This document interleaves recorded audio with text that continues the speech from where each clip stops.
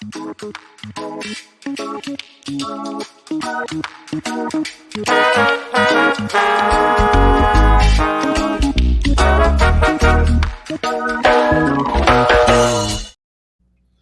up, everybody? Welcome to another episode of Representing the Resin. My name is Jameson Wellborn, and today we're joined by Matt of House of the Great Gardner and Great Gardner Farms. Matt, thank you so much for joining us, man. My pleasure. Awesome. Absolutely. So where are you joining us from today? I am in the Cowichan Valley on Vancouver Island, just outside of Duncan. Beautiful. So, Matt, you've been in the Canadian cannabis space and the global cannabis space for decades. You're definitely one of the OGs up here.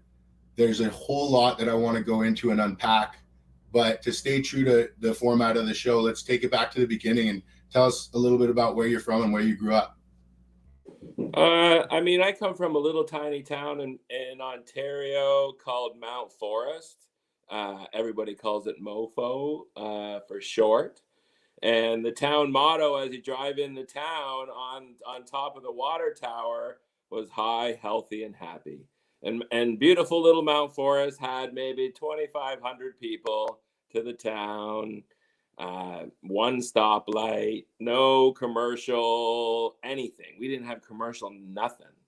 And I grew up there. Then I moved away to the city. Oh, yeah, sure. What did your parents do? Like, what found you there? So most of my family comes from like the Windsor. It's half my family lives on Windsor, half it lives over on Detroit.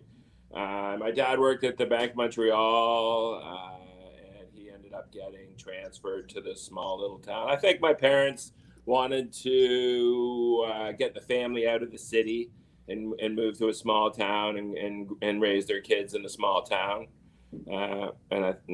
Mount Forest was the. I remember when we first moved there and we went to the Catholic school, and the basketball court at the Catholic school was on grass. I remember looking at my mom going like, "Where have you moved us to?" And then so she let us go to the public school because the outdoor public school basketball court actually was on asphalt. So that was like the deciding factor for us. Like, okay, you could go to that school.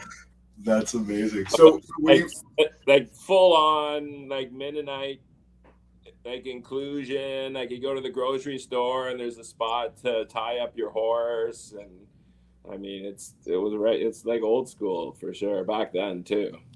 So what was like growing up, what were you into? Were you big into sports, or were you kind of always in the counterculture? What were you like as a kid? I was big into sports. I was on every sports team up until about grade 10, and then my skateboard took over, and I just became a skater kid. Right into college. And we just, as soon as you got 16, you drive to Toronto looking for skate spots, drive from city to city looking for all the cool little skate spots, and then you get to high school, and for us, the high school was like a couple towns over. So then all of a sudden, all the kids from all the small towns around sort of went to the high school, and you got a little skater gang, and little skater punks listening to Green Day and Pennywise and. Absolutely, man. So what about where was cannabis during this point? Like at what point in your childhood or adolescence did you become aware of the plant? Like was it at a young age, or did it take some time? Oh, I mean for us in Ontario it was all weed, but because we were so close to Montreal and so much hash and hash oil sort of comes out of Montreal, and hash oil from the bikers, and that was I was I don't know, grade 7, 8. So you're what, 13, 14, 15. But it wasn't really a big thing, right? Doing BTs, doing bottle tokes. And, oh, for sure. Right? Was it a memorable first time? Who was the best at sort of like splitting the hash and the tobacco smoke and getting it in the bottle perfect, and doing all those stuff all through high school. I mean, we had a lot of acid in high school. We had shrooms and weed. I mean, those are about the things that we had in high school. And then Was what was your relationship with weed like initially? Like, what was that first experience like? Was it immediately drawn to it, or did it take some time to develop that relationship? no, yeah, sure, yeah. That relationship, that is, I would sort of say today, didn't start until I was in college. And it was So, even after, I went to college right out of high school. I went to college for chemical engineering, and I was in that program for about 2.5 years. And then I ended up getting a job at Labatt's as a sales rep kid, like 20 years old, living the life as a like in the Toronto area. I could get in any bar, any it was just the party life while working at the bats and stuff. And I sort of walked away from my chemical engineering diploma. I was only like a few credits short. And I was just like, by then it was like, what job am I going to get? I'm going to be working in the oil fields. I'm going to be working for these petrochemical companies as a lab tech. Like, what am I going to do? It was funny enough. There was a guy in my class that he's always like stealing the hexane and stealing the pentane, and he's always making these crazy weed cookies and stuff back then. And that guy. I always wonder where that guy is now, because he was a pretty ingenious guy, stealing stuff out of the chemistry lab. Like, what are you doing with that? He made these cookies one time that I just got so high I just had to go home. I can't go to class like this. so that must have strained relationships with your parents there, stepping away, being that close to a degree and stepping away for a job in beverage.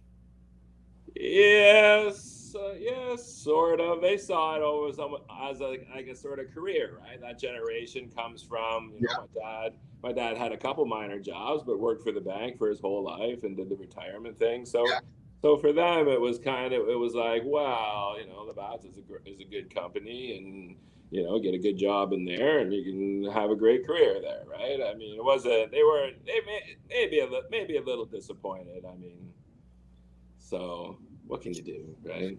So where was cannabis at this point? Like, had it kind of taken a backseat? I know during my university years, there were some other things that maybe I was more focused on at certain points, but was it always was it present? Were you cultivating at that point? Like, what was your relationship with cannabis like in university? And No, no. Maybe my second year of chemical engineering, I planted a seed out by the railroad yard, and I sort of took care of it all summer, and it grew maybe 3 feet tall with maybe 5 internodes, and fell over, and I dried it all and smoked it. That was about it. I think I took a bunch of Christmas lights once and put it in a closet, and sort of plugged it in and out whenever I thought the plant needed some light. And same thing, grew a plant with like 3 nodes that was 3 feet tall type thing.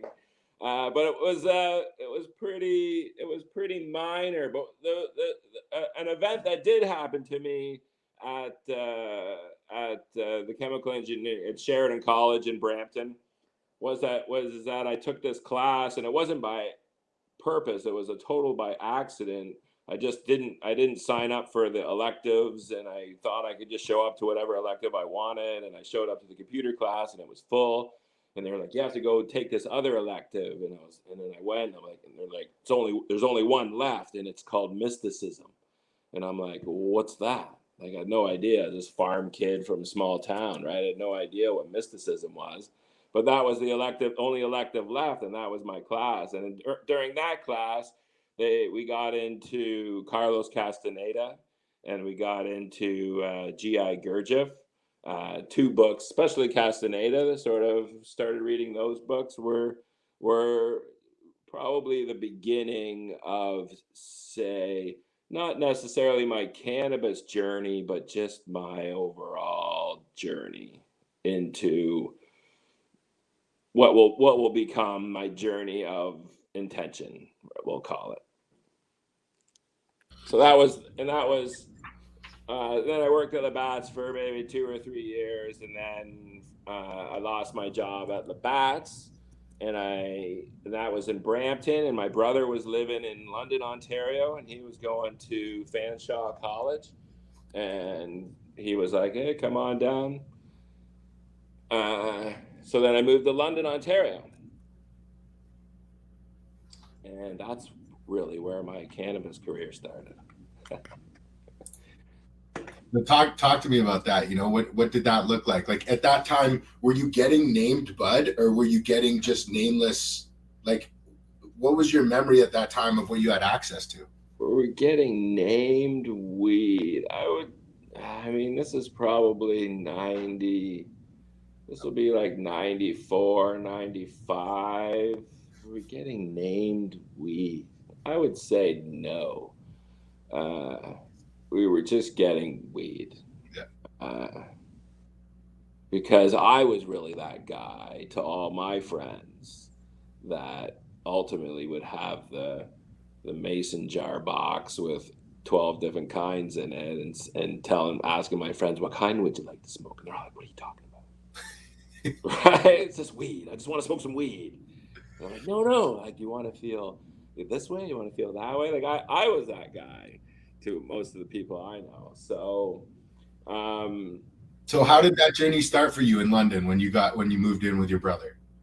I moved in with my brother. My brother by that time wasn't living in London anymore, but there was like the crew, right? So I sort of went and started hanging out with the crew and started partying, and the other thing that sort of happened at when I was at Brampton at the chemical engineering program is after my second year, I got a job as a camp counselor at the local campground, and I did camping trips with kids and stuff. But anyways, the camp counselors took me to my first rave, which was like it was like Destiny 15 or something. It was the first World Electronic Music Festival at the Mossport International Raceway. If anyone out there knows, it's the one where the tornado showed up on Friday.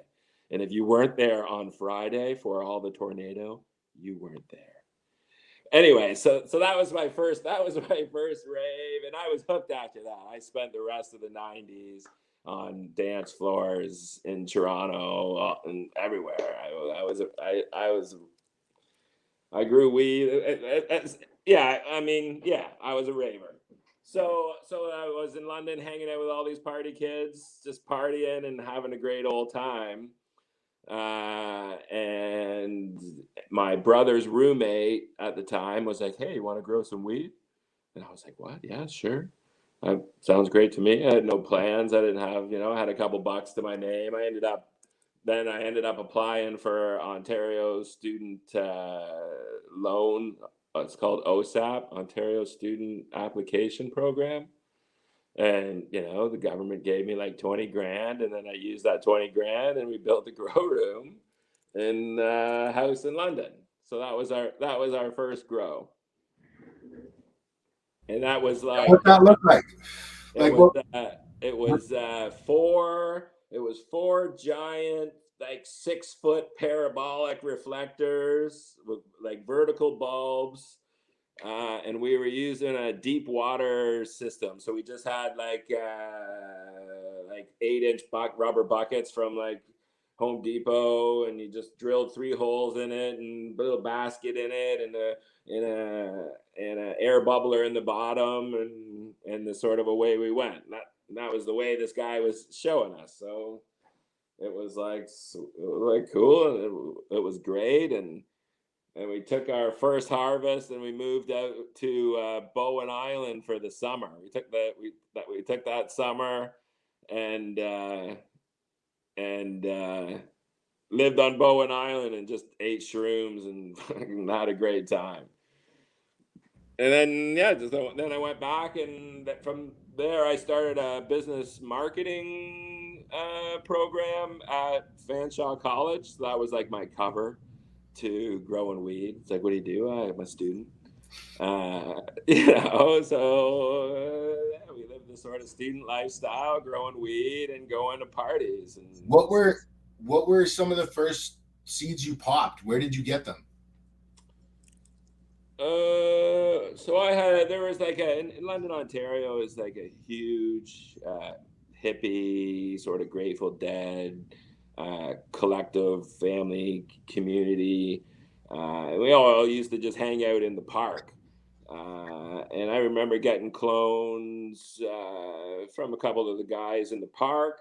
And then we had, I mean, London, Ontario has a wealth of history, right? Chris Clay opened up Hemp Nation in London, and Chris Clay ended up was one of the cases in the Kay, Malmo, Levine, and Kane case that went all the way to the Supreme Court of Canada. Chris Clay was selling clones out of his Hemp Nation store in London. So that sort of community had there were genetics sort of just floating around at the time, and like it was all Skunk One, Chemo, Purple Star, Black Domina. I ended up getting like a White Russian at one time. That was really popular. How were you getting? Was your information from like people in your direct network, or were you active on the forums back then? There were no forums back then. What? If there were forums back then, I didn't like this was like the 90s. Like I didn't even I still had like a beeper and a cell phone. True. I mean even like sort of fast forward when I was living in the west coast. I mean I still remember my roommate on Overgrow, and I was like, what are you talking to people on the internet about weed? You're crazy. Right. So I mean back in the 90s, I mean he didn't. I mean High Times magazine, and then we started going to Amsterdam. I think my roommate went in, I think 97, 96, 97. I ended up going 98, 90, maybe 97, 8, and then 99. And then I stopped going for like 9 years or 10 years before I went back. But that was what we did. We started, someone made up enough money went to Amsterdam. Like, all right, you got to get all these seeds and bring them back. And, and then that's how you did it back then. And we went to Amsterdam because you could talk directly to, Simon from Sirius, or Soma from Soma Seeds, or, Shanti Baba's just sitting right there. I can ask him a question, and those guys were the masters, and that's how you got it. The first time, like London, Ontario, like even like Mark Emery had his City Lights bookshop in London, Ontario, and at one like you weren't allowed to sell cannabis magazines or any. It was illegal to have any of that stuff back then, and those guys would sell it, and so that information sort of got out slowly. But yeah, I mean, we didn't have videos, we didn't have any of that stuff. It was like High Times magazines, and at that time in London, we had Kyle Cushman. So Kyle Cushman was over in Detroit with the Detroit Danksters. And then after Chris Clay got busted, a guy named Pete, we called him NYPD, he ended up taking over Hemp Nation, and then he opened up what he called Organic Traveler. And Pete ended up becoming he's like one of the founding guys under Indiva, the edible company that's on the legal market. So all that was going on at that time, and I mean it was a glorious time because everybody grew different, right? Nobody really knew what the best way was, or I was growing in deep water buckets, and a buddy they were doing the hardcore 2 lights on a 4x8 table, air cooled, just cramming 100 plants on a 4x8 table and just rocking out big just cola branches, and so we all were growing differently. That's what I really liked about it, because everyone was like working on their own thing. And Kyle Cushman was around, and he used to come by and take pictures for High Times, and and then we were doing the extreme bending and extreme training.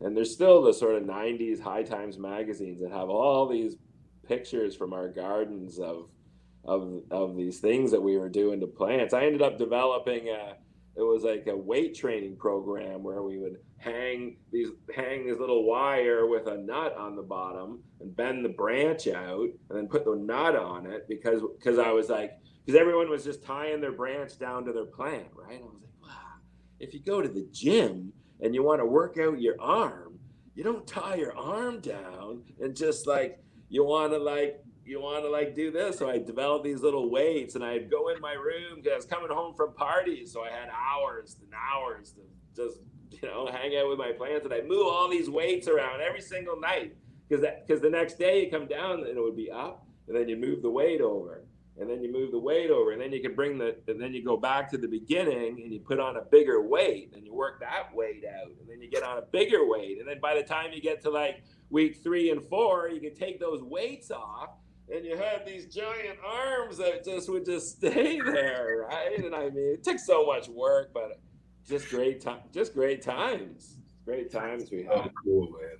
What were those first trips to Amsterdam like for you? Oh, the best. I mean, right? Because there was nowhere you could smoke weed. There wasn't like it's like now you go to Amsterdam, it's like, yeah, cool, I could buy weed here. I could buy weed in the store. Like you would walk into a store and you'd be like, I could buy weed. I could just buy weed. You're just gonna sell me weed. Right? And you're just gonna let me smoke this so I can just walk around the streets and just smoke this weed and nobody cares. Right? I mean, it was amazing. I still remember because it was a White Russian. I ordered this White Russian. Our hotel room wasn't ready till like 4. It was like 1 o'clock or something like that. We're like still had our luggage. I can't remember the club though, but I remember smoking it, and I remember getting so high that we just went back to the hotel and sat in the lobby so high. I was like, I'm buying these seeds. As soon as I get a hold of these seeds, I'm buying them. I still remember sitting on the curb outside in the street, just like, holy fuck, I bought this weed at the store. It was great. They were great times. I loved Amsterdam. Was the best for me back then. It was, I mean, and then you had a place that had everybody just hanging, like the Pax Party House that the High Times Cup was was right beside the police station. Like you show up at the front door and all the cop cars are parked up and down the street. You're like, what the fuck, man? I'm not going in here. Like, no, that's just the police station next door. They don't care, right? So I mean, those are great times. Who were some of the individuals that you connected with first? Like, was it Swami, or who was it that you were going out to see, or first made that connection with? I mean, the first couple years I was there, it was just total innocence, right? I didn't really know anybody. You're like, oh, and you would go just to sit in the lectures, right? Oh, Simon from Serious Seeds is going to talk. Oh, Felix from Switzerland. Oh, that guy's cool. That is someone's going to talk. And I have all these videos. We just sent them to London Drugs because I have them on what do they call that? Video 8, the old fucking cassette tapes and the video machines. We just sent them to London Drugs to get them all converted to digital, right? Because they're like I mean, I have Breeder Steve, I have Ariane, I have Simon, I have Kyle Cushman, and I have just lists and lists of guys, and going and listening to them talk. So the first couple years was just pure innocence. I am a total tourist. I'm taking the little booklet that you used to get, and you go to like every coffee shop and get the stamp in every book, because at the end of the High Times Cup, you get a T-shirt if you got. I smoked them all at the High Times Cup, and that was my mission, man. I would show up and be like, oh, I'm smoking them all this year, right? And then the third year, was the year that I took all my pictures of my weight training program, and I wanted to show my weight training program off. And this day was was one of those magical days because I woke up and I told everybody I want to be there early. I want to be there before the lineup at the PAX Party House starts because I want to get in there early to go see Soma and show him my pictures. So everyone's dog fucking around, and we're late, and we show up and the fucking lineup's already around the third corner of the building, and I'm like, oh my god, we're never gonna get in this place. And the cab pulls up right out front, and as I get out of the car, the guy at the front door just opens the door, and I didn't hesitate. I said, oh, thanks a lot, man.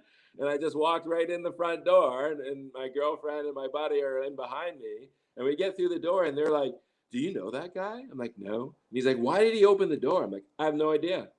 And I go, but I wasn't hesitating, so I walked right in. And so all of a sudden I found myself in the PAX Party House, and it hadn't opened yet. So my girlfriend was like, I'm gonna go find a seat and get the perfect seat in the lobby where all the auditorium where all the lectures are. And I'm like, okay, I'm gonna go upstairs and talk to Soma. So I go upstairs, and Soma's just sitting there not doing anything. And I remember walking up to him, and I remember being like, excuse me, Mr. Soma, I was wondering if I could show you my pictures. And I start showing him these pictures of these plants that I've all splayed out and have all these weights all over them. And he's just like, who took these pictures? And I'm like, I did. Just my pictures. And he's like, what magazines have you been in? I'm like, no, just no magazines. He's like, well, who are you? Where did you come from?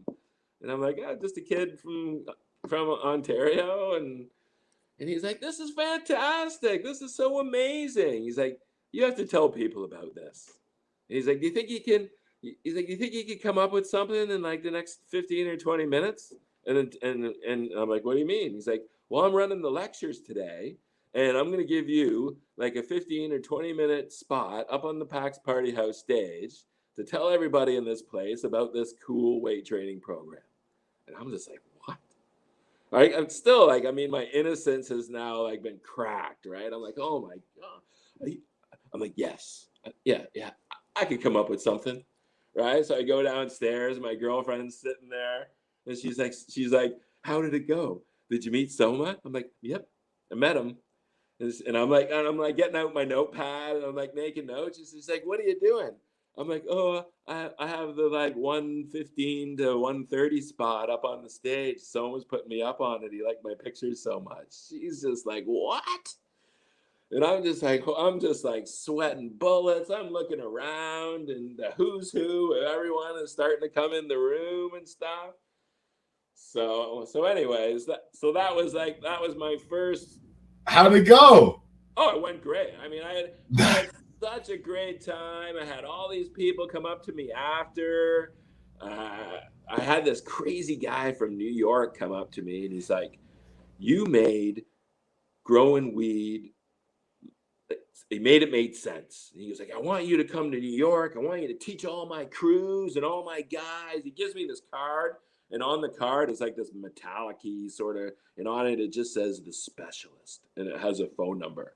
And I'm just like, who the hell are these people, right? I always wonder. He was like, girls, cars, houses, whatever you want, you can have it and stuff. And then to the point, he scared the crap out of me, right? But I always kept his card because it was like.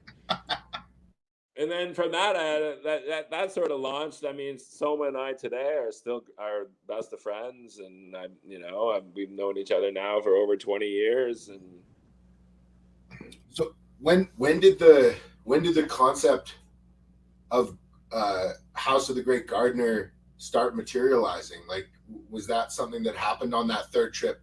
Oh no. At that point, I was known as Bonsai because of my weight training program. So like that's why we're getting that because I have that lecture that I gave on stage on tape. Cool. So we're currently working on getting it digitized. I mean, it's just going to be me as a scrawny little 20-year-old kid. I can't wait to see it myself, really. Yeah. So So then, like after that, like with Soma, it was like the spiritual side and sort of purpose and really sort of honing your craft after that, I didn't go back to the High Times Cups. I mean, until like the end there, like 2012, 2011, maybe 2011, I think 2012, 2013. I started going back on a sort of regular basis. was Uh, that by design, or did that um, life got in the way, or why did yeah, that? yeah. Well, so after that, I went back to London, uh, and I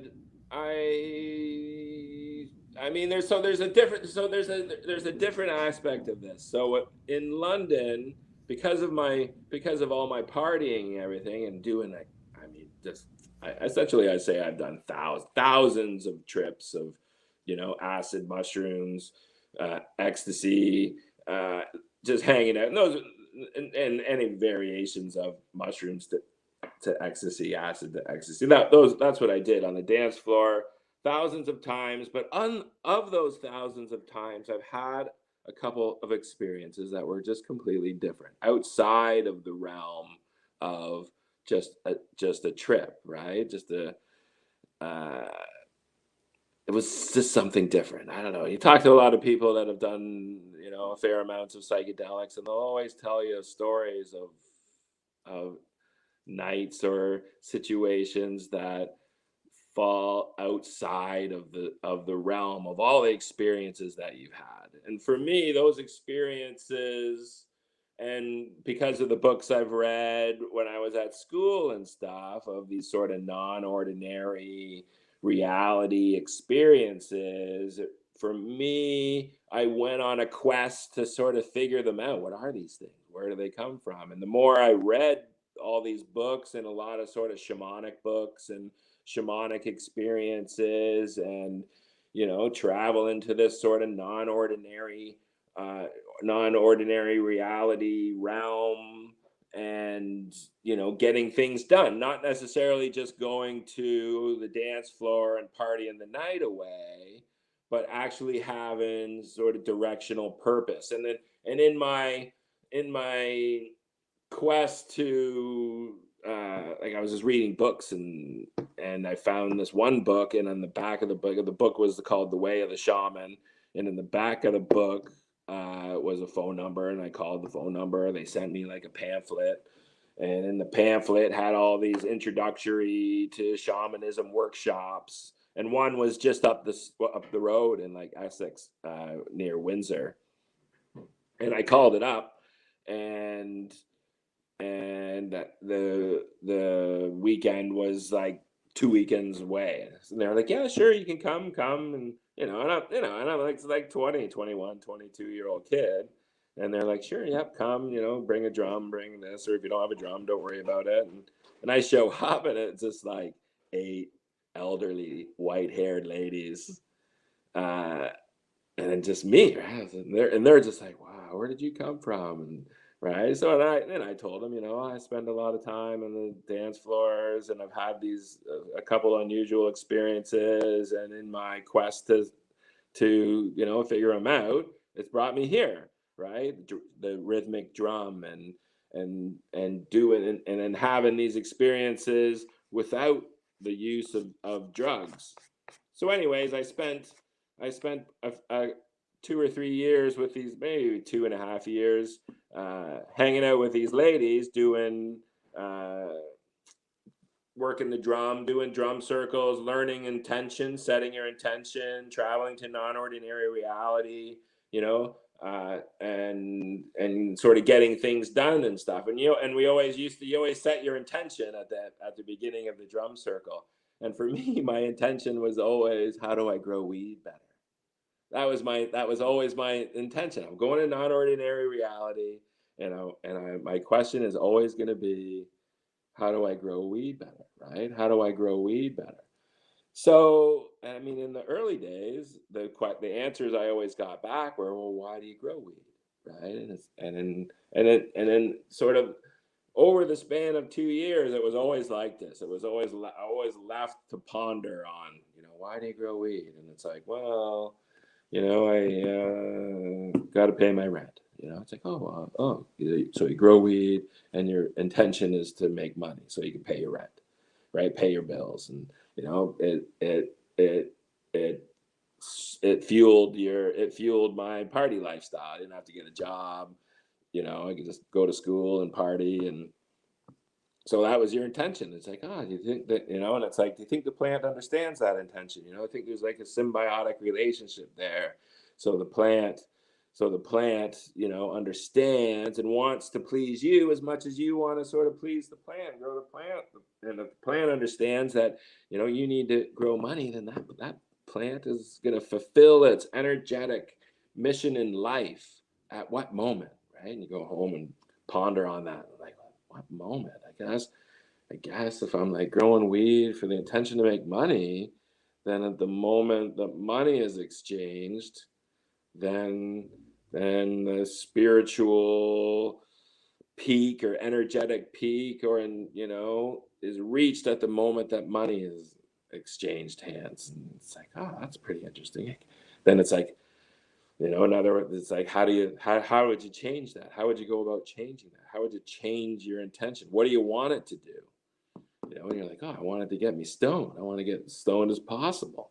They're like, so you want to like grow it with the intention to get you as stoned as possible. But how do you sort of go about doing that? And so I spent, I mean, the ladies, they always used to laugh at me about don't you want to know anything else? And you can ask anything else in the whole universe, any question you want.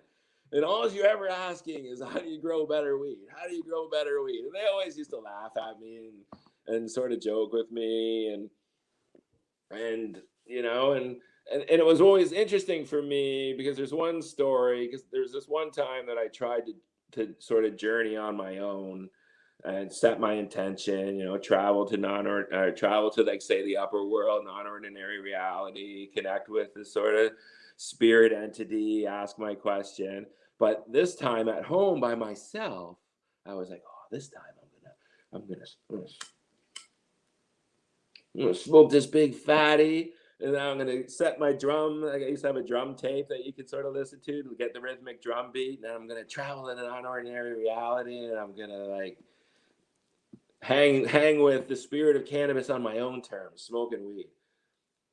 And I remember doing that, and all of a sudden, this big, giant, black blob of nothingness sat on top of me. And I was like, what the fuck? And I couldn't breathe. And all of a sudden, I'm like, holy fuck, I can't breathe. Right? And all of a sudden, I'm in my head, and I'm like, I can't breathe. And I got to the point where I was like, oh my God, I got myself in a situation here, now I'm gonna die. And I was also doing some work with an indigenous elder I think it was the Muncie Reserve. Her name was Grandmother Blackbird.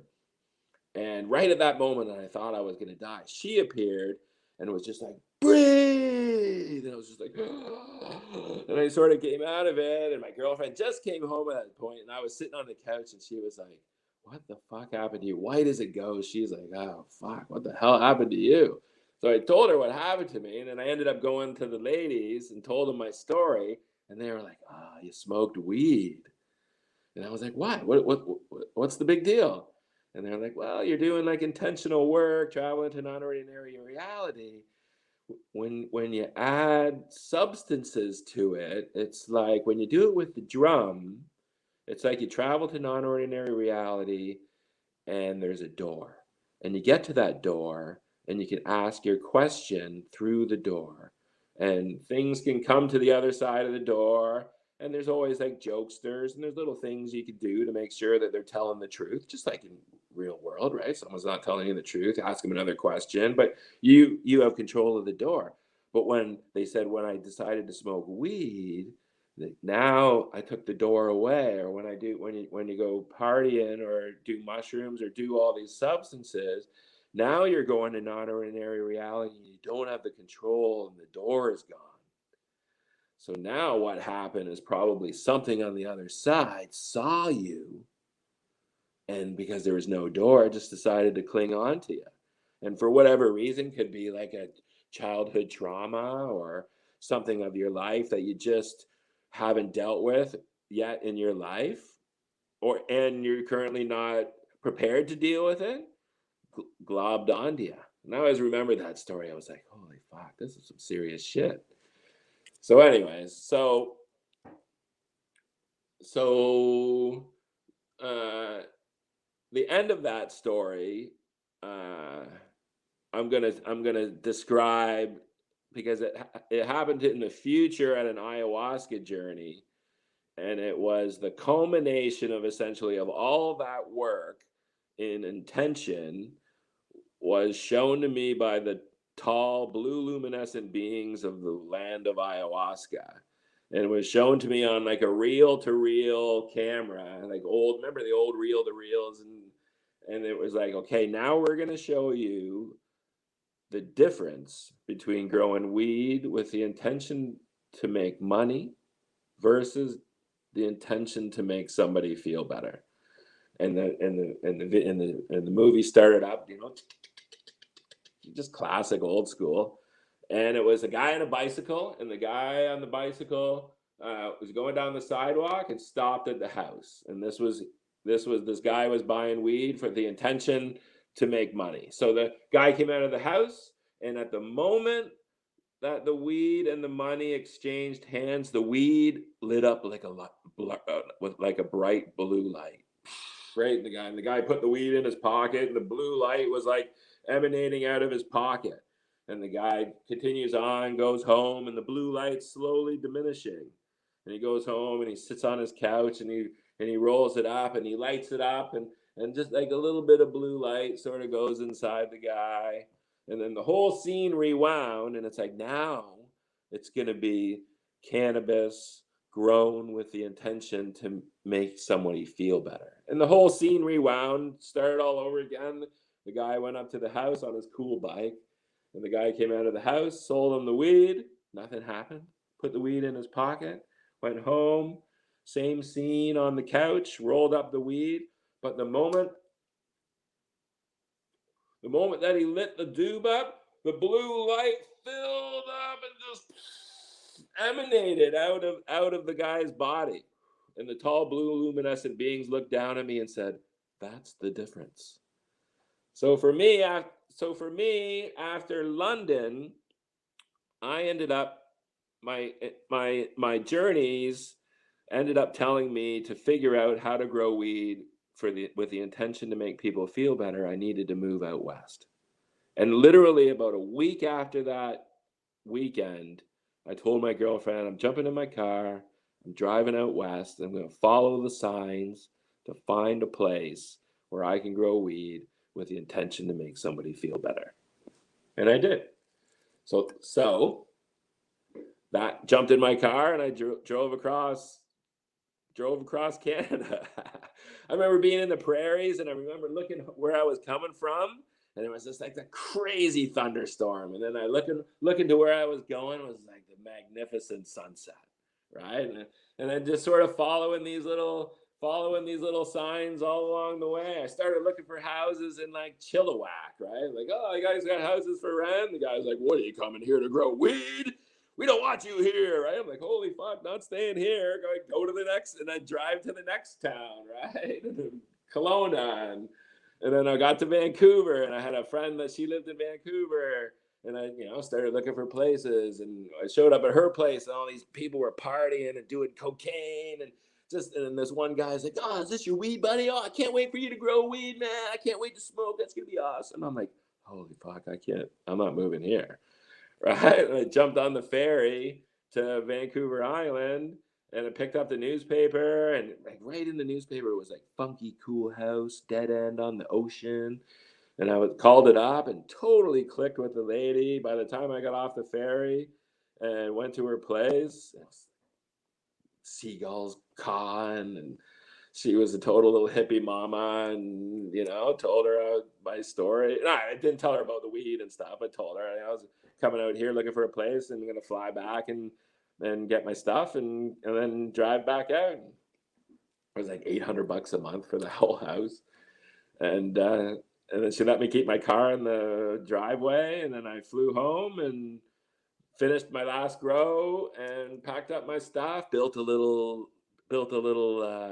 grow room in the back corner of the U-Haul, powered with like battery lights just to keep some genetics alive. Drove them all the way across country.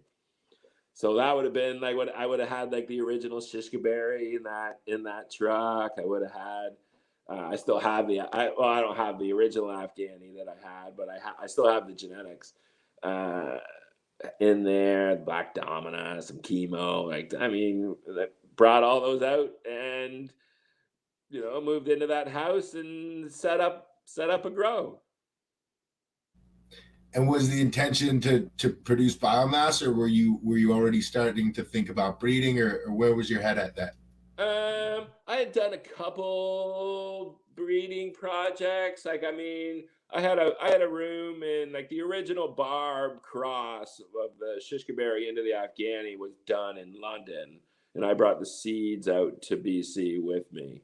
So I had done a few crosses. The white Russian that I had. I had that cross with a few things that we had. Nothing real serious, just sort of the first preliminary, you know, have a male. Hey, let's make a couple things. Nothing, yeah, too intentional. Yeah, and I mean, then that house was set up, and then I'd set the grow up and everything, and I didn't. And then I was like, well, now I'm gonna go find a place to sell this, right? And I ended up going to there was a head shop in town called Sacred Herb, and I went to Sacred Herb. I mean, owned by Ian Hunter. Ancient cannabis knowledge, and those guys go way back. And they directed me to the Vancouver Island Compassion Society. And then I gave those guys a call, and I ended up talking to Philippe Lucas, who is the founder of the VIX. And I made an appointment to meet him at the local coffee shop in a couple days or the next day or something. And I had this big mason jar, and I had about eight different varieties, and on the stem I had the little name tag of what each one was, and up or down, and then I gave it to him, and he's like, "What's this?" And I'm like, "You could call it my business card." And he was like, "Okay, I'll give this to my guys, and we'll give you a call next week or something, right?" And I was like, "Okay, cool." And the next day, he calls me up and says, gave me the address to the club, said, "Come on down." So this is like 2001, 2002, and said, "Come on down to the club." And then from there, I sort of told him what my story and my intention and what I wanted to do, and I mean, it became a perfect fit. And yeah, I mean, I think remember the first crop I had all one kind. I had like 5 pounds of one kind, and they were like, "Well, we'll take a one QP," and I was like, "What? One QP? I have like 5 pounds." And they're like, "Wow, we have like 100 members, and we don't really sell a lot of weed." And then they were like, "Well, if you had 10 different kinds, we would take 10 QPs." And I was just like, "Wow, okay, cool." That was the oh, I need variety. And then from there, I mean, that goes into, and then I was working with the club for a couple years. The club itself, they had gotten busted because someone had broke into the club and stole all the weed. And Phil at the time was like, "Well, I'm going to report it," and called the police. And the police showed up and were like, "You're reporting that someone broke into your store and stole all your weed?" Right? So they ended up finding the guy, and they call Phil down to the station to identify the weed. They're like, "Is this all your weed?" And Phil's like, "Yep, that's our weed." So then the cops come down to the club the next day and arrest Phil because you can't have weed. Weed is illegal. What do you mean you have a store and you sell weed? So they were going through trial for that, and then he ended up winning. Great praise from the judge, and the only thing that the judge said that he sort of disapproved with was that Phil was still acquiring his weed from the black market.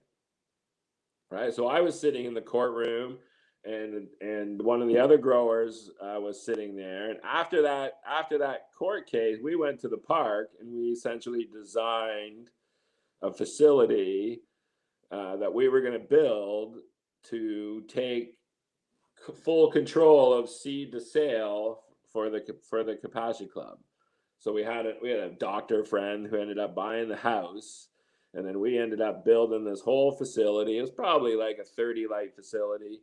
Had like four different rooms, and we ended up giving it to the Vicks in exchange, because for me it was my opportunity to get rid of the dollar, because at the time I felt the only way that I could grow weed fully with the intention to make people feel better was to get rid of the dollar value completely. So for me, within the contract was you only were to pay me a $30,000 a year salary, and then whatever I produced out of this facility, it was to the club, right? So then I could completely focus on my intention to grow weed to make people feel better.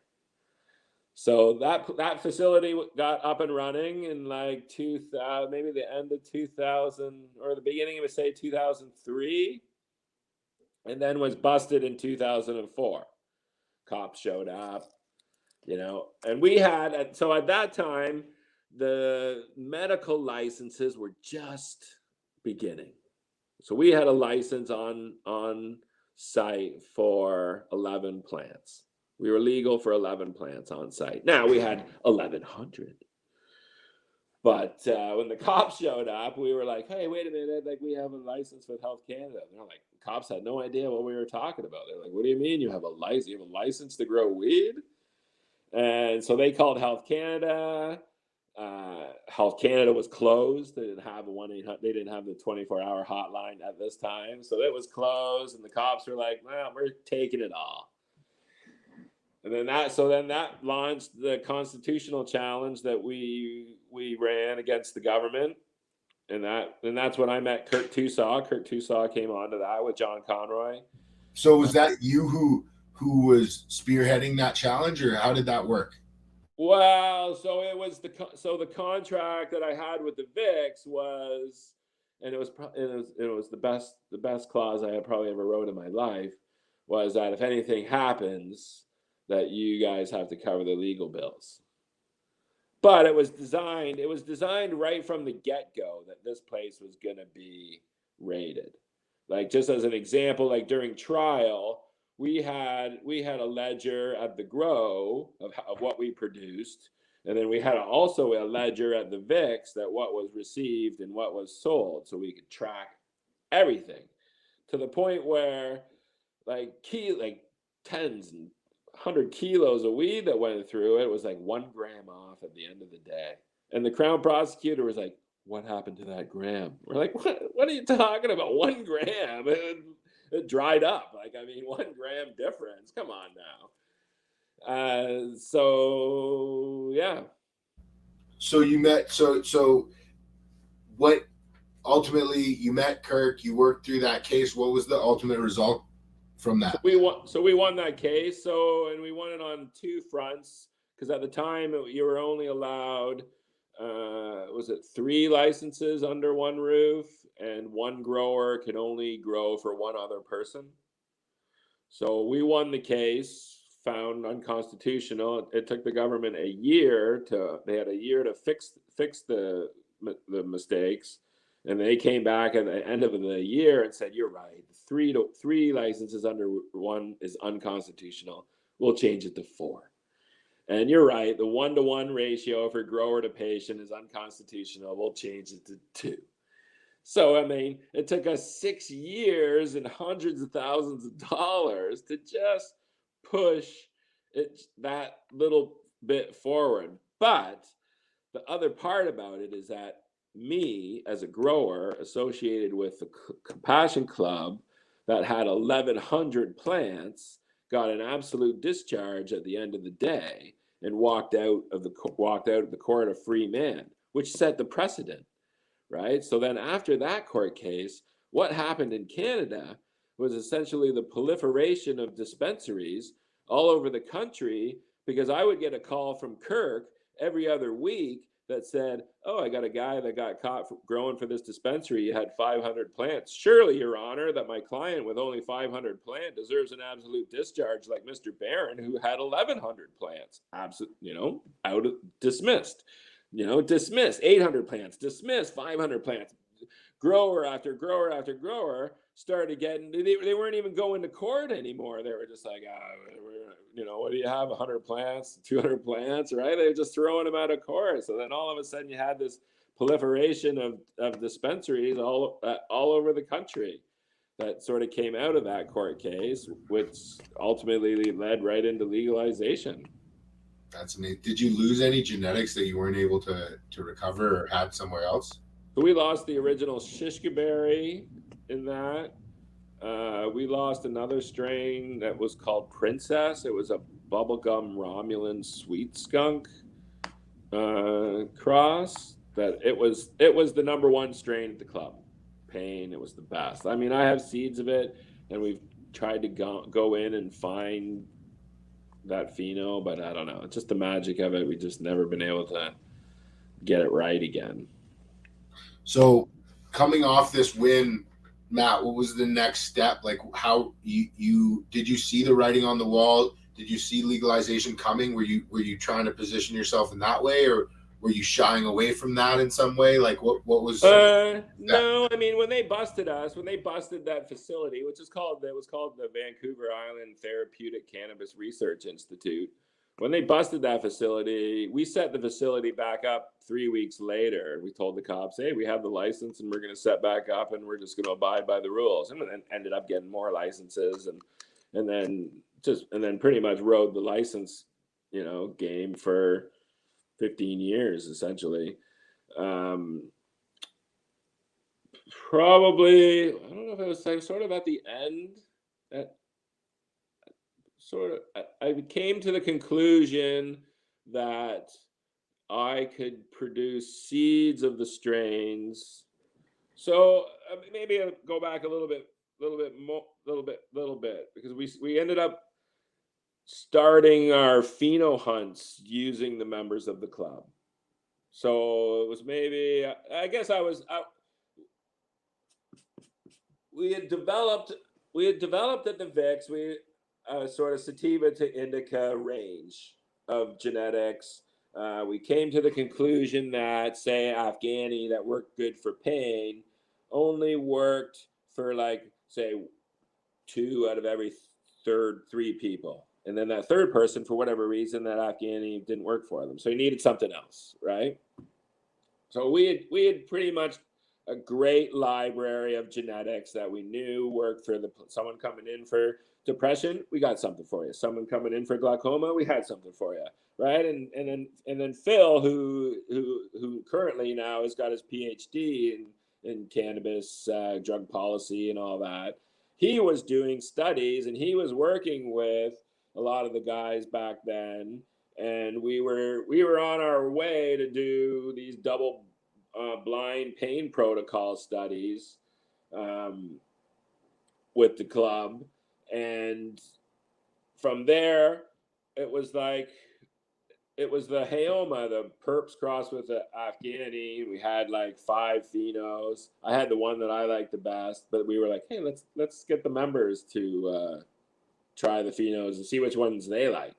So then we ended up making this card, and it had like 5 phenos, and I ended up making a deal with the VIX that if someone takes the card and if they put all 5 phenos up on the menu and someone smokes them all and fills in the, taste, smell, burnability effects, all that, and they bring the card back, I'll give them a free gram of weed. So it became like this program that the members just loved.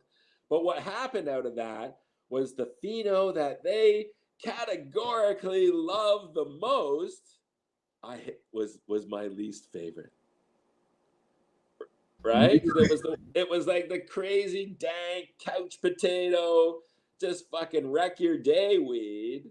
And I'm like active and creative. I like to smoke weed and get things done and stuff. So the stuff that knocks me down, I'm not a big fan of. But the members of the club who are in pain and things like that want that pain and want that stuff, we're like, no, this is the pheno we want. So for all of a sudden, it's like, holy shit, we have absolutely no business choosing any of the phenos for the members of the club. So that was a huge revelation. And then it was like, wow, what if you had the seeds, right? Like, because clubs are getting busted, and someone comes in and they figure out that the Afghani works for their pain, but also they can buy the Afghani seeds, and then if something happens to the club, they still have the Afghani seeds in their fridge or something. So it's not like a total loss to the psyche of, oh shit, I lost what works for me. Right? I have the seed, there's still hope. So for me, that was the start of the seed company, was getting the seeds, and then every strain that I put on the menu of the club at the Vix, I tried to have the seed variety available for them also. And then so we were just making seeds, and then that was like right around 2009, and that's when Soma invited me to Spanibus to go hang out with him. And then after that, that's when, because the High Times guys were hanging out in the same hotel that Soma was at, and then the famous quote of the weekend was, "Hey, I can't believe I came all the way to Barcelona, and the best hash I smoked is that dude over there from Canada." So then from then, the High Times guys, all Matt Stang and all those guys, they invited me to enter the High Times Cup in Amsterdam after that trip. Were you entering as the Great Gardner at that point, or is that the first time we entered at High Times, we actually entered as Hog, House of the Great Gardner, and we had House of the Great Gardner. But we hadn't we were still so I have these t-shirts that say sort of Hog across them. But there's a nutrient company here on the West that's also called Hog. So, and then we asked a bunch of people, what do you think, Hog or House of the Great Gardner? And everyone was like, you gotta go House of the Great Gardner. Hog. You don't want to be called Hog. Is there a story there, Matt? Like, is that from is that pulled from anything? The House of the Great Gardner? Oh yeah, the Great Gardner. The Great Gardner is actually like a Peruvian. He's the Peruvian god that looks over all vegetation on Earth. So I met the Great Gardner. It's another ayahuasca journey, and again the tall blue luminescent beings were there, and it started. So this story starts off in. It's like, like the operating rooms where they have like the viewing gallery, and you can like look over the operation, what's going on. So I'm up in the gallery with two tall blue luminescent beings, and we're looking down on a guy that's lying on the table, and there's these other two blue luminescent beings that are taking their arms and going right through the body and pulling out all this black goo that was in the person. And I'm up top going, holy cow, what are you guys doing? And they're like, oh, we're giving this person their purification treatment. And I'm just like, that's cool, right? That's pretty cool. And then I'm looking, and all of a sudden it's like, hey, wait a minute, that's me on the table, right? And right at the moment that I noticed that, they're like, you're all done. It's like, and I went through this door, and went through the door, and there was a staircase on the other side of the door, and the staircase just went way up into the sky. And I started walking up the staircase, and all of a sudden I was on this huge platform way above Earth. and across the platform there was this like old guy, long white hair, long white beard. He had like this massive pipe that he was like puffing on. And I was like, oh, and he was like puffing on it, giving me like the side eye. And I sort of walk over to him, and he gets up and goes over to the edge, and he looks down on the edge, and he like takes a couple puffs, and he looks at me, and he's like, having a good time down there, are you, Mr. Barron? And I was like, oh man, I'm having a great time. And he's like, you're doing great work. You just keep it up, doing awesome, right? And I'm like, oh, no problem, right? Cool. And then the next day, so I had this cool experience, right? The next day after that, because we here on the island, we used to fly up shamans from Peru to conduct the ayahuasca ceremonies. This is like the traditional Amazonian medicine society here on the island.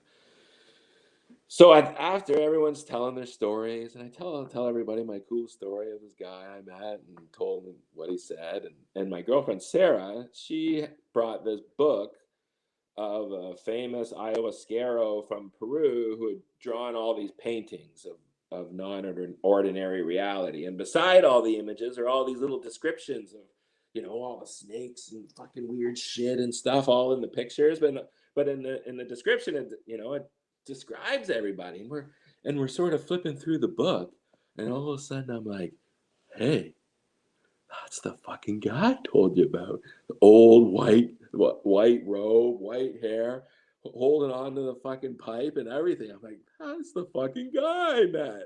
I'm like, what does it say? And I read over in the description. It's like, this description is the deity called the Great Gardner, the one who looks after all vegetation on Earth.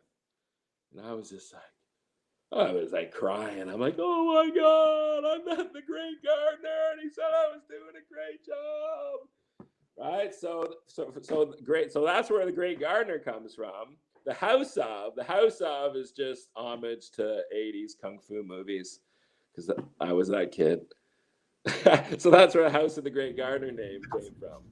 That's amazing, bro. So I have Mossy Giant. You know the artist, the Mossy Giant. He does a lot of cannabis art in the European cannabis scene and everything. I don't know if I do. Yeah, so look him up, Mossy Giant. So I told him that story, and then he did a rendition of that story, and he actually I could sort of. Yeah, you're not going to be able to see. Oh, sort of. Oh, so this painting where it's like the staircase and there's me, and then there's the big picture of the Great Gardner and the ayahuasca vine all around it, and so he did that. I think he sells the prints on his website. He might still have a few left. That's super cool, man. Yeah. And then the image, so you can sort of see the image on here. Yeah.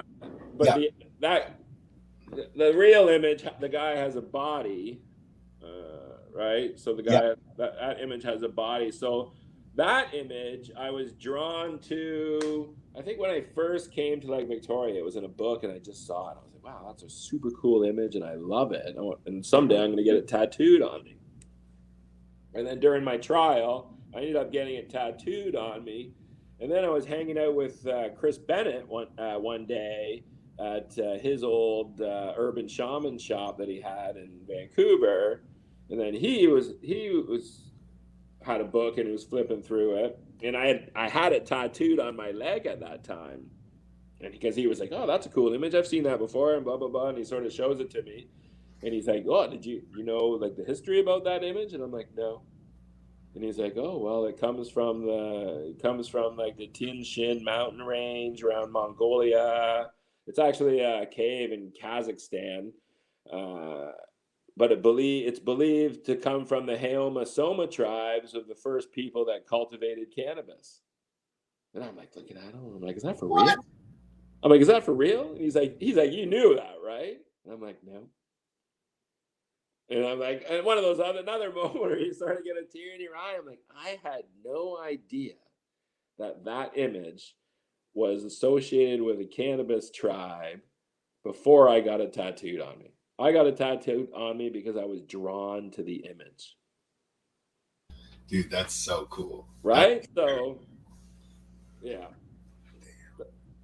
Okay, so you're starting off reproducing seed to make sure medical patients have at least an insurance policy to prevent against disruption or help keep them having access to a Yep. solution that works for them. Yeah. At what point did you recognize Barbara Bud was special? Like, was it a male that you identified, or was it a female? No, cut. It was like we had the cut. Okay. Breeder Steve and NYPD, they were close friends in London, and a lot of Breeder Steve stuff was floating around London. So Okay. it was the original shish kebab cut, and for me, it wasn't necessarily it had anything to do with hash. It was my favorite smoke to smoke. I mean, even Barbara Bud, that sort of uplifting, social, creative aspect, fruity flavor, all comes from that shishka berry and just my absolute love of smoking that weed all day long. Right? Like it's not. I feel tired. I have to take a nap. It's just a daily driver of a pleasant experience. So, uh, and so it wasn't until I started working with the Vancouver Island Compassion Club, and then their hash maker Chad. Uh, that's what his job was. He was the hash maker, and he had a full on passion for hash in every form. I mean, it was just great to watch and see. And when he got his hands on Barbara Bud, he was like, "Do you know how much hash this fucking strain makes? Falls off of here you know, like like nothing else he's ever seen." And to the point, I mean, Chad. So I mean, Chad. I don't know if you know the story of Chad Compassion. I mean, so Chad is the guy that named Resin. So Damn. Chad he used to use like a double boiler. It was like a pot with just like a silver bowl in it. Put water in the pot and put the silver bowl in it. And in his process of making hash, he would use that process just to sort of, press hash together. And in that process of pushing it like across the bowl, he noticed that there was like a residue left on the metal bowl. And then he started collecting it. He's like, look at this stuff. This stuff is like weird. This stuff is like, we would put it in a bowl, and there was no swing arms. No, we didn't have any. None of that existed yet. This is I think it was like 2005 or something like that. 2004, 2005 that he started making these discoveries. And he would collect this stuff. We would put it in a bowl, and we put a flame to it, just liquefy it, and just disappear. Right? We're like, holy shit! So then we got the titanium spoon. And hey, one sec.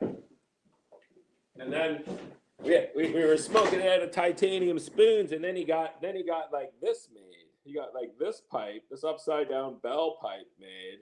That like this is like one of the first rosin purpose devices ever made, and That's amazing. we would smoke the rosin through this. And we put it into pipes, and you just smoke it like that. And he ended up taking a bunch of photos. You can even go on the old Overgrow. He was on Overgrow, and he was known as Compassion. It was like COMP hash in. And he was like, "Hey, everybody, check out this cool stuff I made," and I don't know what it is, and he ended up calling it rosin, and he got that inspiration from his girlfriend at the time, Sarah, who's my girlfriend now.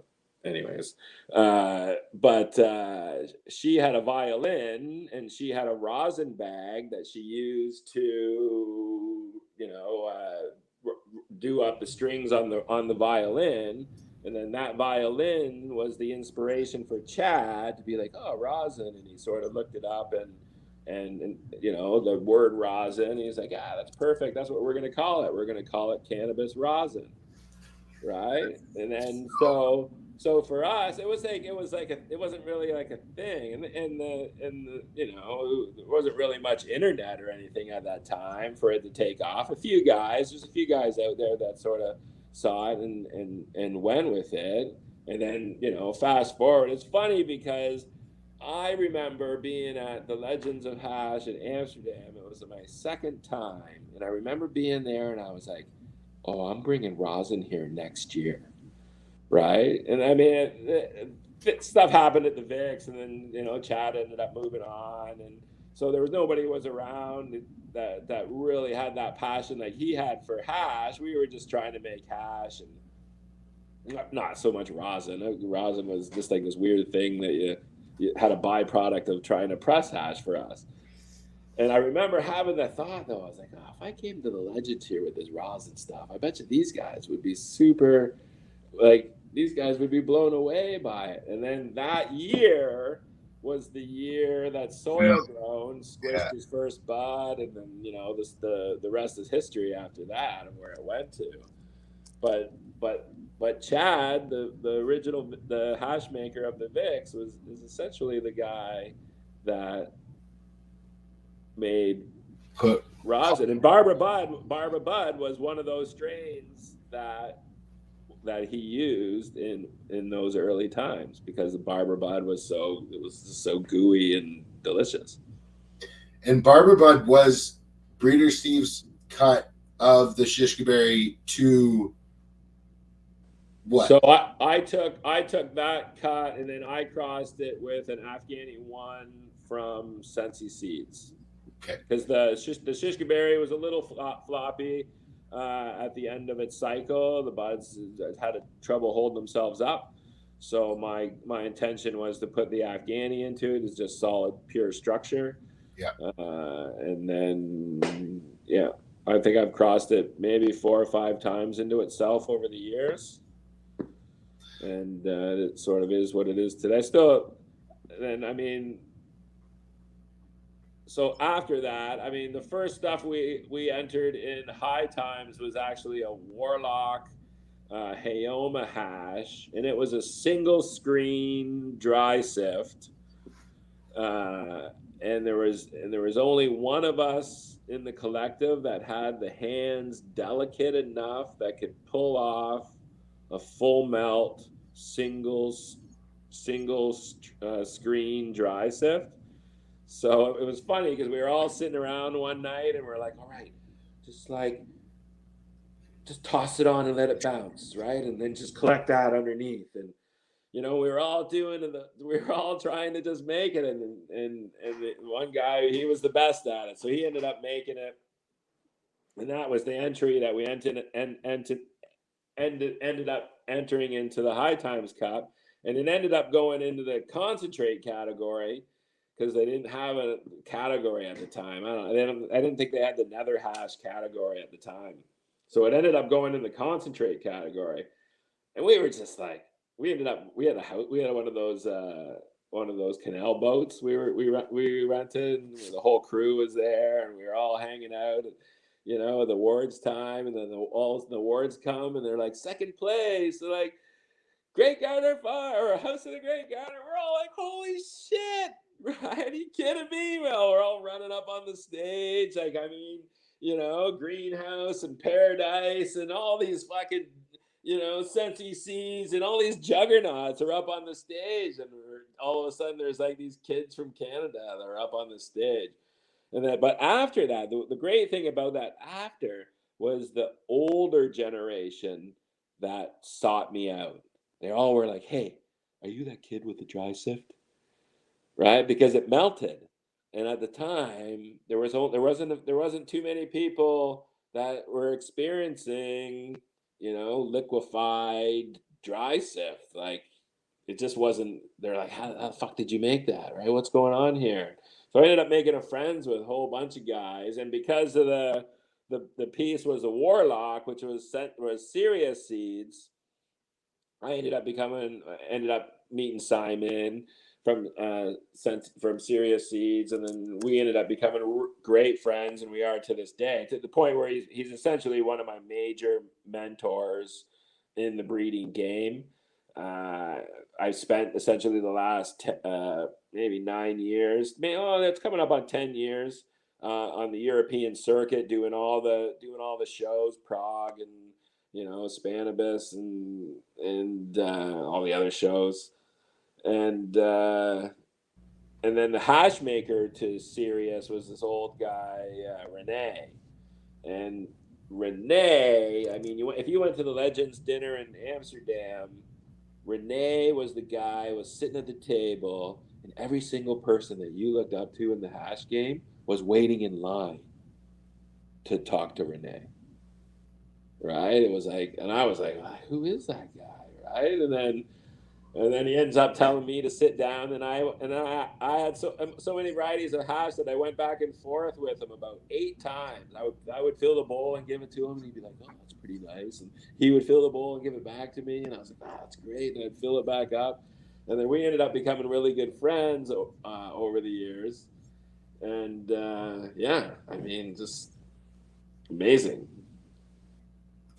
That's incredible. So would you say that like the your entry point into the European market and sort of cannabis culture was through winning cups with hash, and then from there you moved into your seed line? Essentially, I had a couple of seed lines. I had, like, I think Haoma and Barbara Bud were sort of early. I mean, we had the Jack Herrera, because Soma introduced me to feminized seeds and helped me figure out how to make feminized seeds. So, like, the Jack Herrera that we have, we call it Jack A. It was just like, I mean, Jack Herrera in BC was a thing back in the day, right? So that was one of our first fem projects, was that Jack. Uh, and then, yeah, like the Treating Yourself expos in Toronto started up, and we started entering into those, and yeah, I mean, we just started. I mean, we ended up going into probably Barbara Bud's big splash was Mila's Dabadoo at the Resin Club in Barcelona. So really, there weren't too many clubs in Barcelona back then. The Resin Club, it was owned by Resin Seeds, was the place to be. Everyone was there. And Mila had one of her first Dabadoos there, and we entered, I do believe it was just bar water hash. And I remember sitting there, and I was talking to these UK guys, and they were announcing the winners, and all of a sudden it was like, then the winner, House of the Great Gardner. And I was just like, what? And then they were like, what? And I'm like, that's me. I just won. And the guys that were talking to, they were like, oh my God, we were talking to you all night long. And then I remember, because when I went to go get the award, Mila made a comment that was every single entry that every single scorecard that was handed in had Barbara Budd as number one. Not one entry didn't have it as number one. She thought it was amazing. And then after that, that's when it sort of took off. There was maybe, like, I mean, if I go this year to Barcelona and enter in the Dabadoo and win something, it's like 10 years worth of Dabadoos. It's been 10 years essentially. And there's a tremendous amount of European groups who have now taken your work and run with it in their own directions.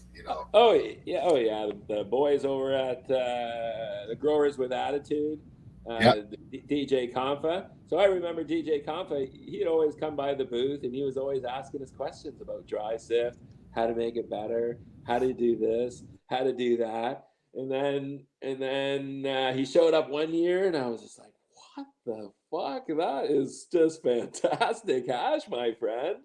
And I think it was the Monsters of Rosin, sort of. It was like the competition that predated the Masters of Rosin.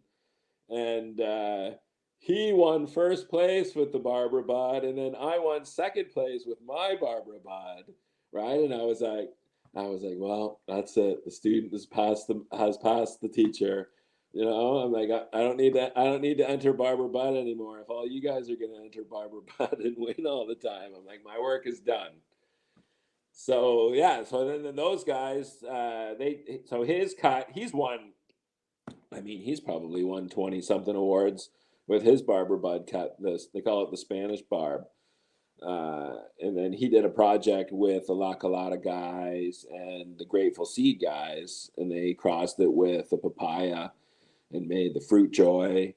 And last year at Spanibus, I probably had 4 different companies hand me Barber Bud crosses of something or another. So it's great. I mean, it's fantastic to see. Is there a difference between this was it the Spanish cut? The Spanish cut versus my cut? Yeah.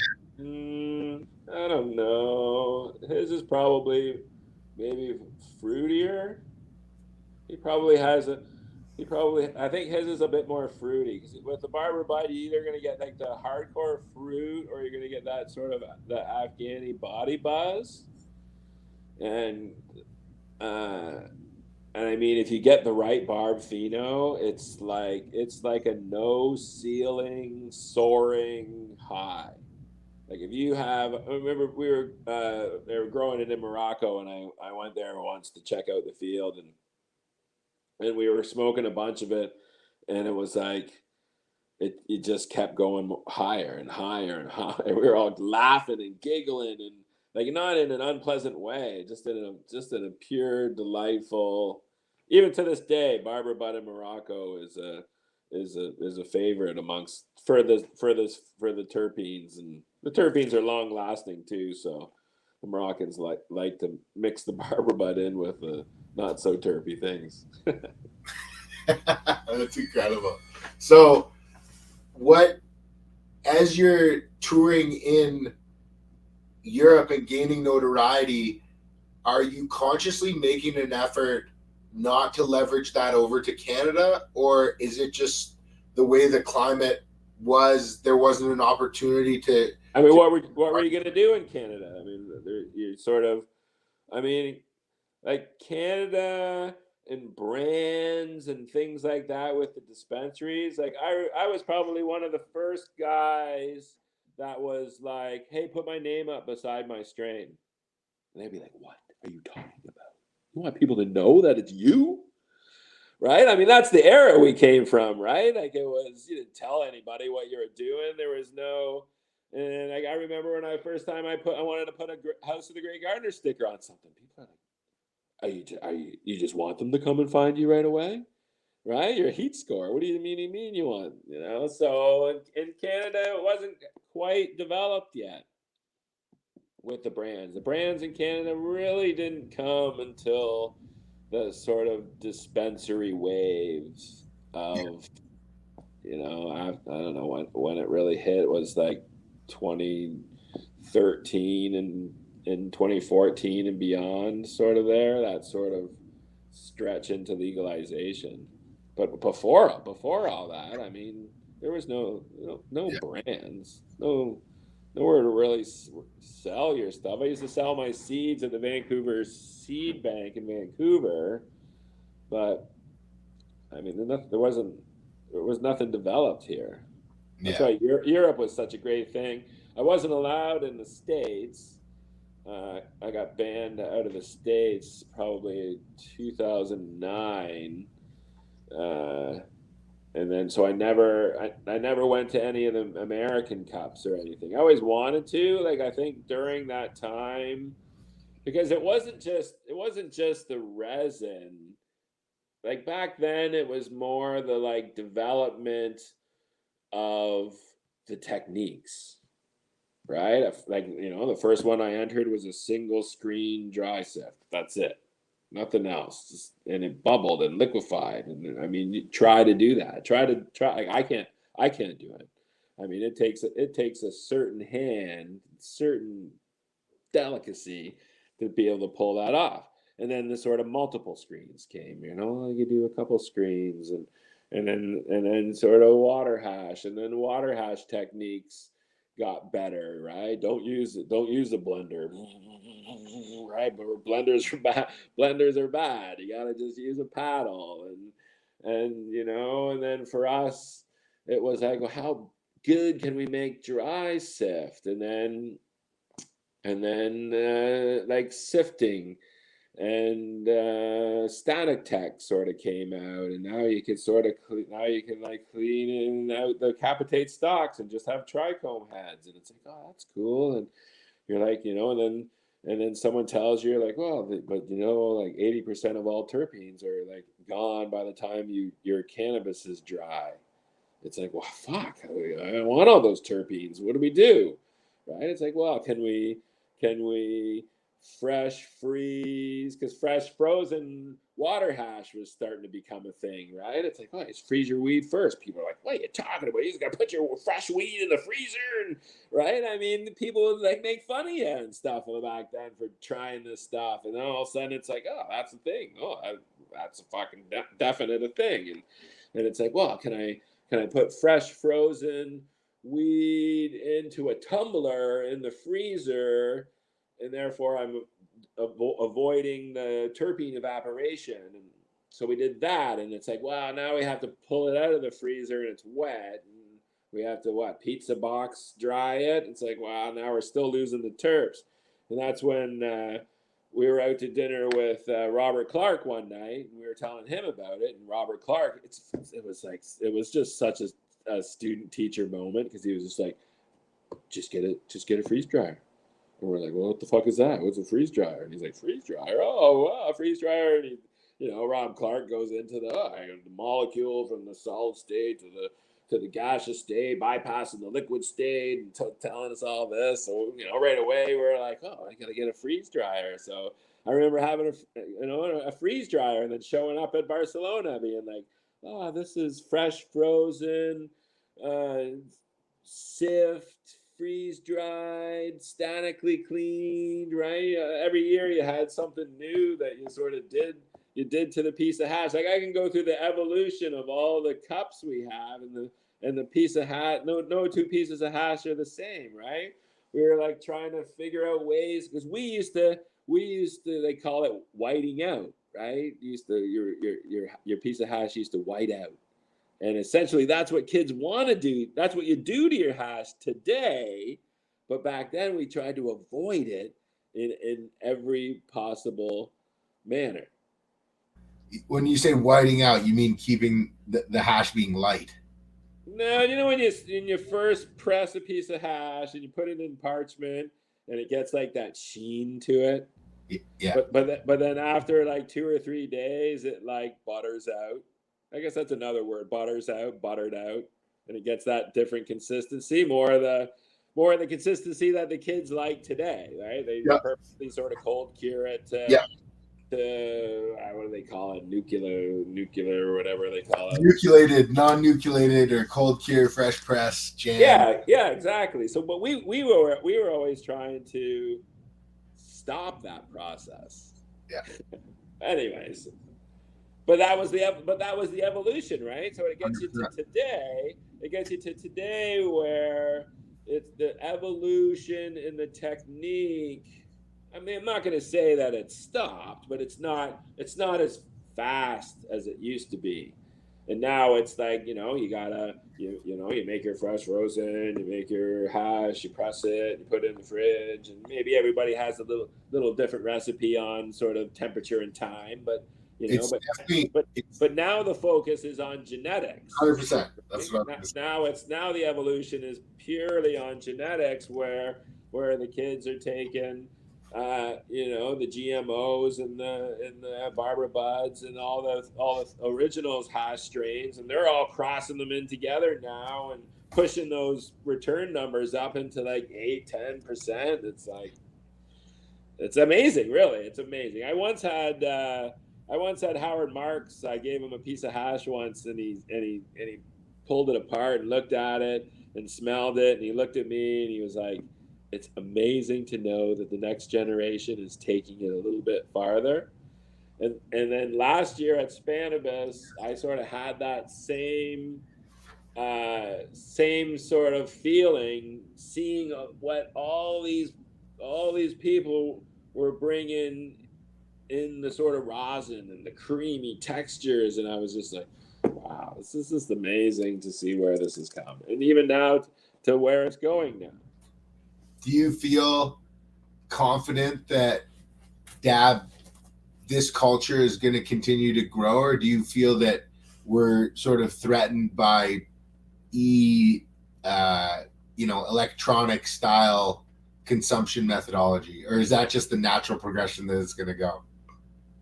I mean, I think that's the natural progression as you go. I think the perfect example of it is the Legends of Hash that you guys just had in LA, and there was only two dry sift entries in it, right? Where it's like, Yeah. everybody's got their companies now, and everybody's got their brands, and then you got to sort of work the company, work the brand.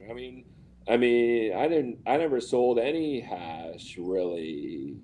Like when I went to cups and stuff like that, they were all just like little personal projects in our grows that we were working on that little chunk of hash, right? I didn't just like harvest 10 kilos of rosin and I have it packed in the freezer and I'm gonna go win this cup, and now I can like unload it onto the masses, this cup winning hash. I mean, that wasn't the intention for us back in the day. Our intention was, how can we just make the best piece of hash possible? Yeah, there was definitely a more pure intentioned. I mean, for me, the best hash you can possibly make is fresh frozen, fresh frozen sift, freeze dried, and statically cleaned. I mean, that is essentially the pure, full, broad spectrum. I mean, you haven't done anything to it. You haven't, Fresh frozen. For me, that's the holy grail. How are you like freezing the arms of the plant on like cookie trays in freezers and then bouncing them on, like, how are you sifting fresh frozen? So I have a little tumbler, yeah. Okay, yeah, I've seen it. I've seen the video. Mila's pollinator tumbler. You're doing that in the freezer? Inside the freezer. Amazing. And then you take that sift and go straight into the freeze dryer with it. Yeah. And then statically clean it after. I mean, that's for me. That for me, it was like the end of the train. It was like, okay. now I have the rest of my life to just. But you don't see the mountaintop. You don't see anybody else up there. I've had friends in the past go like, "Oh, how do you make that stuff? Oh, I'm gonna make a static clean company." I'm like, "Well, good luck with that." Yeah. They come back and they're like, "What the fuck?" I'm like, "That's hard. It's hard to do." I mean, I've had a couple of mechanical engineers sort of work on sort of static. How can you pull those trichome heads out using that? Like, I mean, it's the static. I mean, there's something to do. Until my nanobot swarm technology comes out that harvests trichome heads right off the plant in the field and then just brings them back to a jar for you, cleans them up on the way. Well, drops them in the thing. There's a bit of I don't know if it's controversy, but just like whispers of potential issues when everybody started talking about the hand sifting in these last 2 years ago or whenever that happened, and I thought that was an interesting concept, but I mean it's very hard to commercialize. Yeah. It's so hard. Are you preferential to melt versus rosin? Like if you were to take that, and it might sound sacrosanct to say, but if you were to take that fresh frozen, dry sifted, freeze dried And rod and press it. and press it. Like what? Where do you stand on that? No, I would never press. I mean, if I had, yeah, you wouldn't press it. No Do you need to. feel that there's some medicinal Like or I think today, I think the kids, right? Because it's like, I just need my banger clean all the time, right? So I think rosin will win out all the time. Will win every time in that playing field. Rosin will win every time. it's a Right? convenience culture for sure? Yeah, I mean, it was explained to me once the sort of North American versus the European hash experience, where the North American is is more like a visual. There's a visual component to watching the bubble, watching it, and sort of my banger's nothing left of my banger. Whereas a European don't really care about that, put the hash in their joint, and they're more conscious on the total overall experience of Interesting. of smoking the hash versus that sort of instantaneous visual type of high. Yeah. That I mean that's what I think, like people that really like THC distillate and stuff, and I'm always just like, I don't get it. Like it's just so blah, so straight up and down type of high with Yeah. sort of no roller coaster effect to it or anything like that. So Yeah. I don't know.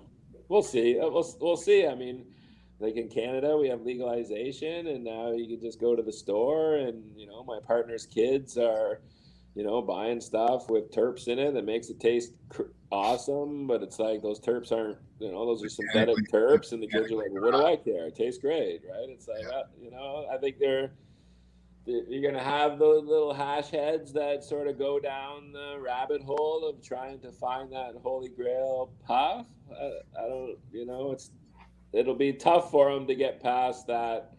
My banger's clean.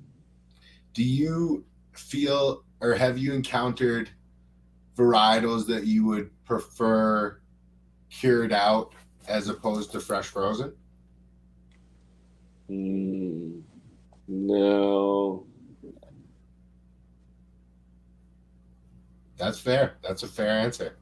Yeah, that's tough. I know, like the orange. I mean, for us, like it was like the orange strains were never good at sort of hashing, uh, or making it into rosin. We never really like doing that, but Do you feel if we had better supply chain management in our legal system or even in our legacy system, we would like fresh press would be more popular in Canada than it is, which is pretty much non-existent. I mean, the problem is just there's no way to get fresh press to the market quickly. I mean, with farm gate and things like that, that's opening up.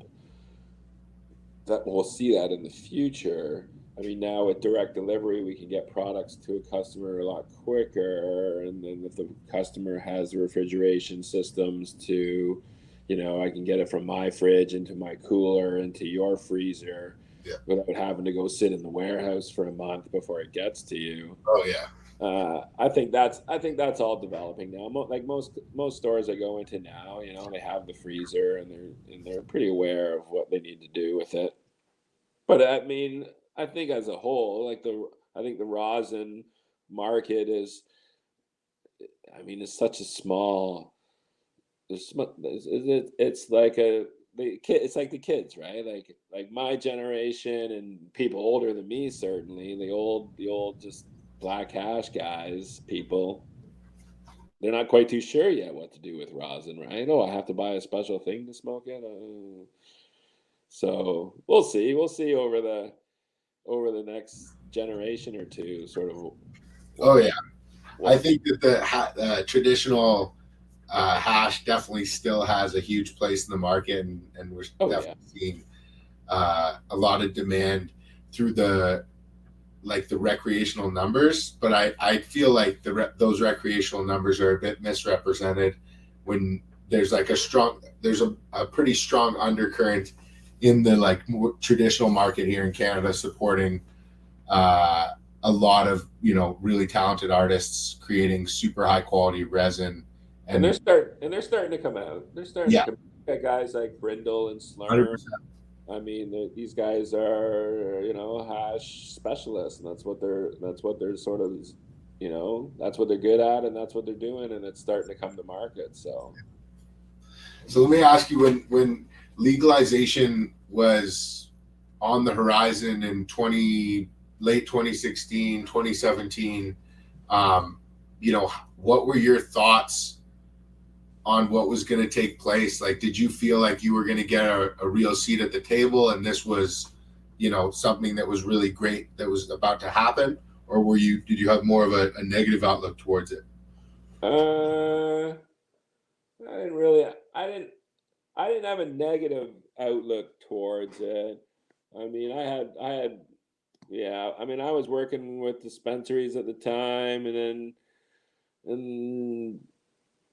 I thought it was more sort of out of our reach, right? At first, it was all these big players, and like you really had to have your shit together and know the business world and all that stuff. And I really wasn't too interested in it at first.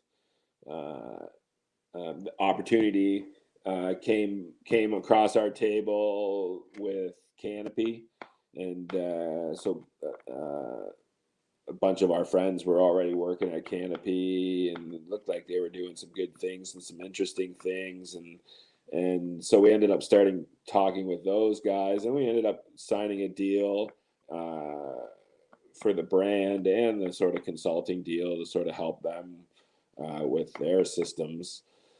And it was good. I mean, we took some flack for it.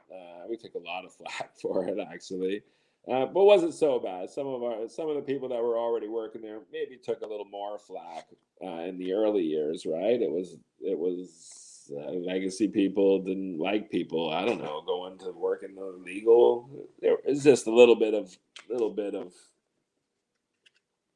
I don't know, animosity. But it was good because I got into Canopy's fucking $1 billion empire, and they flew me around to all their facilities, and I gave them my opinion. At the same time, we started pheno hunting our own genetics in their greenhouses, and we got pretty far down the road until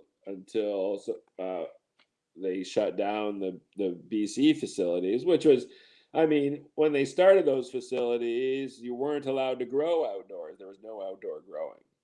So for the big players, their biomass was going to come out of the greenhouses. So they ended up buying these massive greenhouses to do all this biomass and got them all cranked up. And then, the government changes their mind and says, well, we're going to allow growing outdoors, which sort of kiboshed the giant greenhouse projects.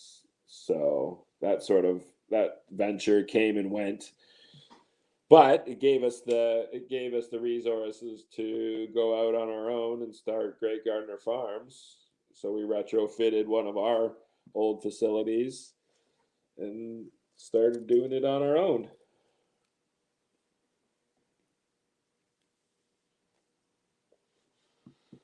It was great. The canopy greenhouses. I mean, they were massive. Just to see it on those scales for me, and the experience alone for me was. I mean, I got to sort of see the giant corporate machine, and it was just like, this is fuck. You can't get anything done in this. There's so many people that you need to sign off on. How do you get anything done? Yeah, no, I think the amount of learning you would be able to do inside that greenhouse on somebody else's dollar, I guess, and Oh yeah. see the failure at scale can be really, well, I'm I sure, mean, very. really, it was more seeing the opportunity. Yeah, Right? I mean, you have such a great opportunity here. You're just not listening to the right people, yeah, right? You're listening to the accountant, right? Why haven't you killed that plant there? Oh, because the accountant hasn't signed off on it. It's like, what the fuck does the accountant have to do with killing that plant, right? So, anyways, absolutely. but it gave us the funds to do it our own thing. So So what was the plan? What was the vision, and how did it start, and how's it going? I mean, this facility, we probably only did 1/3 of the facility, just because even at the time we weren't. It was like, will they security clear me? Right? I mean, even Kirk was worried. Like he's like, do I associate with criminals? Kirk's like, I'm a criminal lawyer. I mean, well, are they going to allow us? And I mean, it was interesting because during my trial, when I was getting the decision, the judge had made special comment to that she was specifically not giving me a criminal record because when weed becomes legalized, that I should have an opportunity to participate in that program. So she was specifically not giving me a criminal record. So I have this letter, right? So if they turned me down, like we were totally like, we were almost like, hey, I hope they say no, so we could pull this letter out and call the media and make a big splash. But they ended up saying yes, and it was, I mean, from start to finish. I mean, for us, I think it was like 6 months or something. It was relatively quick. I think did we get a little preferential treatment? I mean, I think so. I think when you got a guy that fought you for 6 years and won, and you have a lawyer that's fought you on numerous levels all the way to the Supreme Court, it's probably in your best interest to hurry that application along and have a success story, right? And it wasn't just us at the time. At the time, there was great people out there, and it was like 6 to 8 months, and small micros started popping up, and now we're slowly capturing market share over and over and over and over, and yeah, So I mean, what's the goal for the farm? Is it going to be all encompassing processor with a cultivation, or is it just going to be a cultivation and feed a different processor, or what's the vision? I mean, right now it's just a small micro, just producing wheat, just producing cannabis flower. We started off doing a couple genetics, but then sort of realized that the Canadian seed market really isn't a bread and butter thing here. It's more of a novelty right now, anyway. I think in the future, if it opens it up and I could sell seeds where all seeds are sold, I think it'll change a little bit, but it's not a big thing. So right now, this facility will just be flower, and then we'll do outdoor deals to do biomass for the concentrates, for the rosin and the hash and stuff. Beautiful. Yeah. That's awesome. Well, I'm super stoked. I know you already had like a successful season with a crop. You did an outdoor with was it a partner farm, or was that your farm, or? I was a partner farm here in Shawnigan Lake. Awesome. And yeah, so we did. This was our third year. We did this year, and it was not the best of years, but it was interesting because we have a couple quick projects that we're working on. The sort of latest genetic project is called Quickening, we call it, and it's figuring out strains for outdoor in Canada to finish in we got one that finishes sort of second week in September. Barber Bud Pheno. We got two Barber Bud Phenos that finish in the first half of September. And so we're just working right now with a whole bunch of other crosses that have that quick.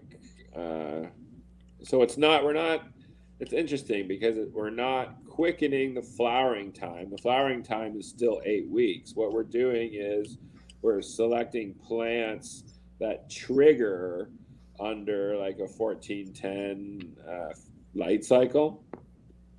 So instead of triggering under more of a 13 11, we can get the plant to trigger outdoors 2 weeks earlier than it normally would Therefore, it finishes still in the 8 weeks. And in Canada, right, you don't want to be harvesting your weed in October, unless it was this year because it was a perfect outdoor year for harvesting. But normally in October, you don't want to be harvesting your weed in Canada. No, that's very cool. So, and then you have your seed company that's based in Spain. And are you working on any projects over there, or are you mainly focused on getting this micro off the ground here? Yeah. Right now, the last couple of years has really been focused on the Spanish thing. Sort of runs itself, and it is what it is, and it's sort of set up there and does its thing.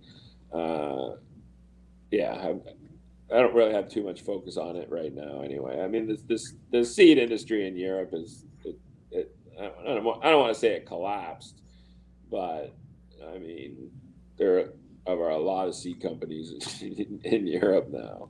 Yeah, It's no. gotten sort of washed out. Do you feel like the last 10 years, cuts have been claimed to be tightly held but widely available in reality?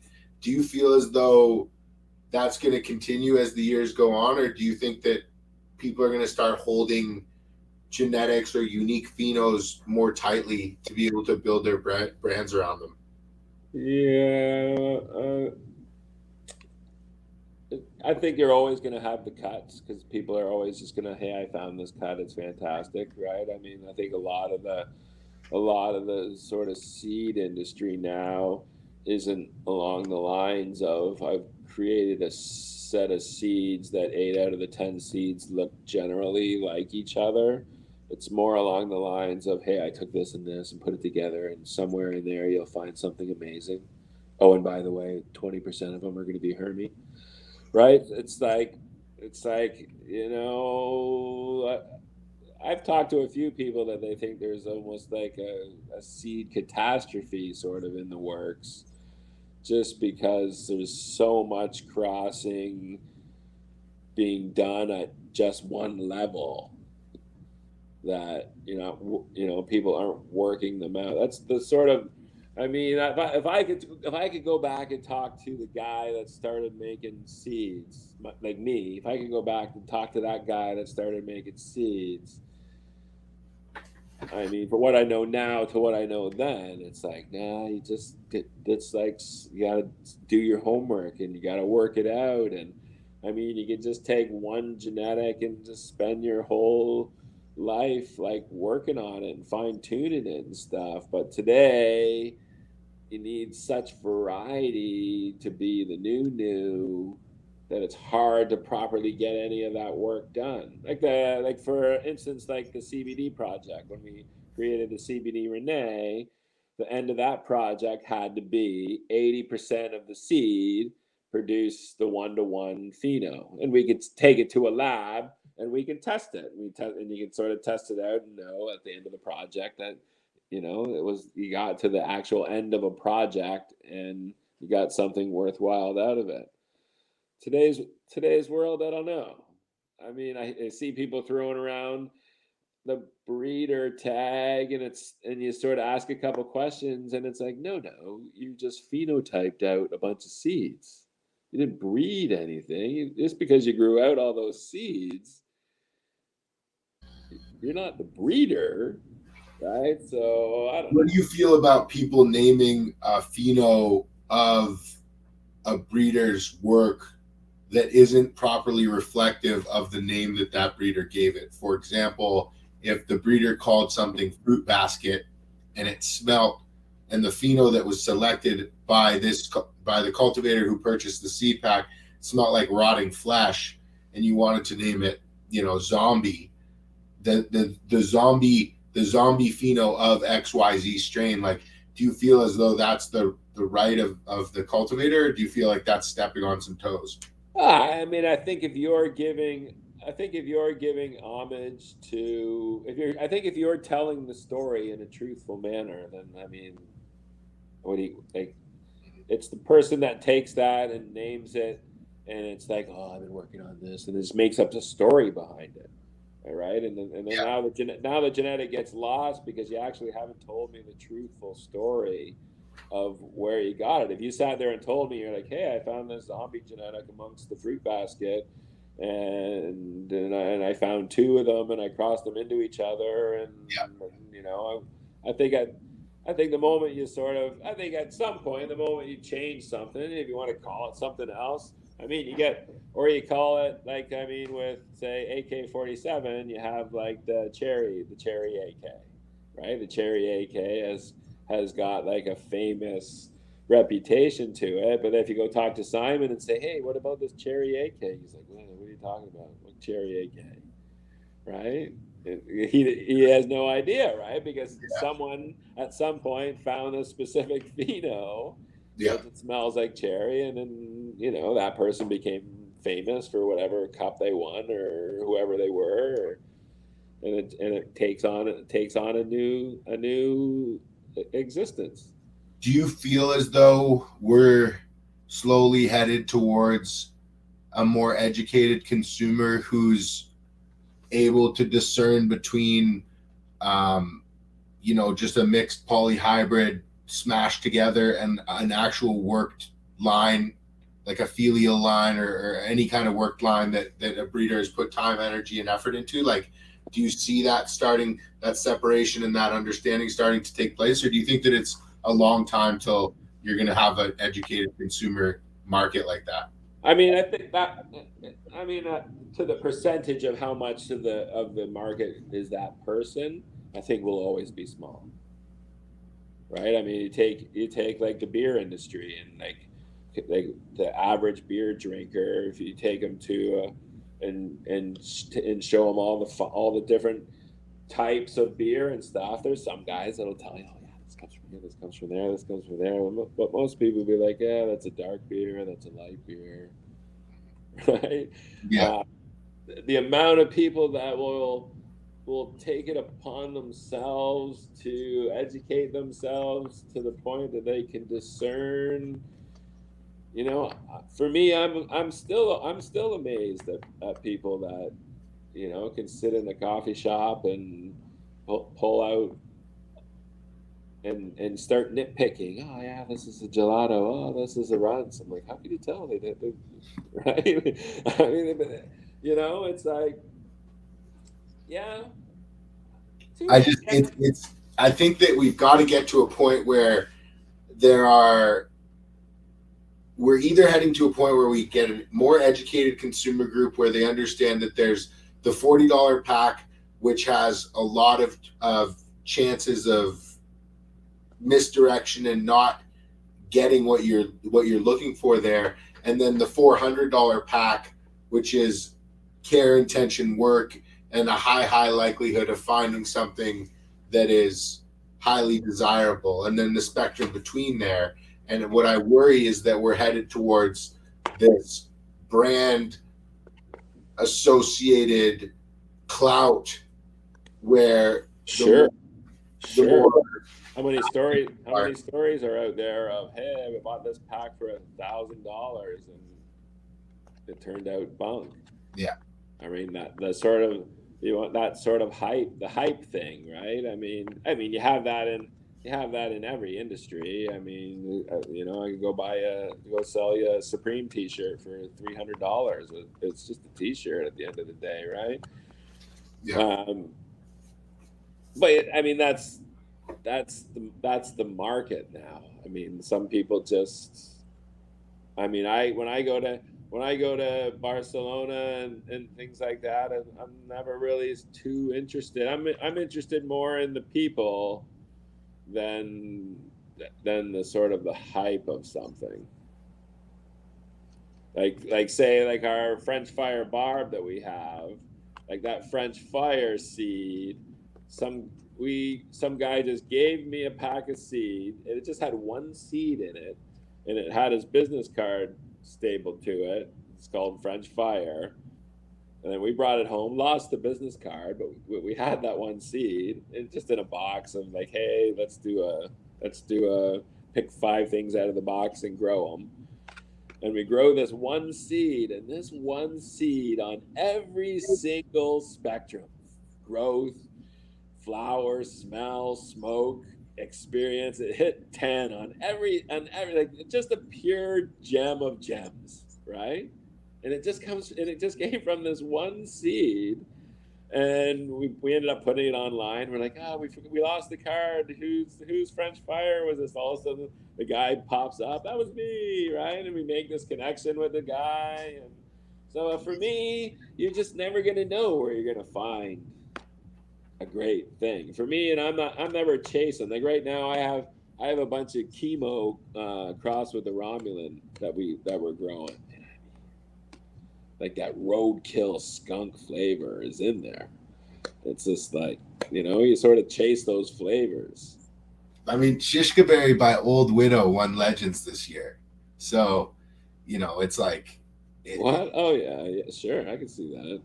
Yeah. So it's, all these hitters are just resurfacing. And I think that it's funny because, people shied away from them a few years ago. And now, when it really rubber hits the road, these are the things that are taking cups. So they're the creators of new things. I mean, all the new things, like we have a new kid that works here, and he's just like a 20-something-year-old, loves weed and stuff, right?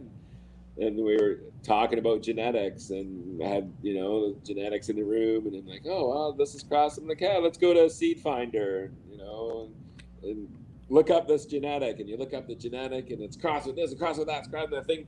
And you gotta like scroll through to get through all the genetics, right? And I'm like, now go type in that Afghani one, right? And he types it in, and it's like Afghani crossed with the Colombian. Yeah, it's like, and that's it. That's it, right? It's like you go back and find those things, and you get used to the smell of that original Afghani, that sort of pine smell. I'm like, you're gonna smell it in all these new modern day, and now you'll be like, oh, the Afghani smell. How many building blocks do you think you need to be able to get the full color palette that is cannabis? Robert Clark has it in this. What does he call them? The 7 major terpene classifications. Yeah, I think is the sort of current status on that. The 7 majors, and then the sort of breakdown from there. Yeah, almost like the color palette, really. Yeah, interesting. So, as somebody who's crawled in the belly of the beast of a corporate giant that is, canopy growth and lived to tell the tale, what advice do you have for individuals like yourself dealing with larger white collar corporations like that? I mean, they're tough. Read the contracts over and over again. I mean, yeah. I mean, if I didn't have Kirk as my partner, I wouldn't be able to do what I'm doing currently. There's just no way.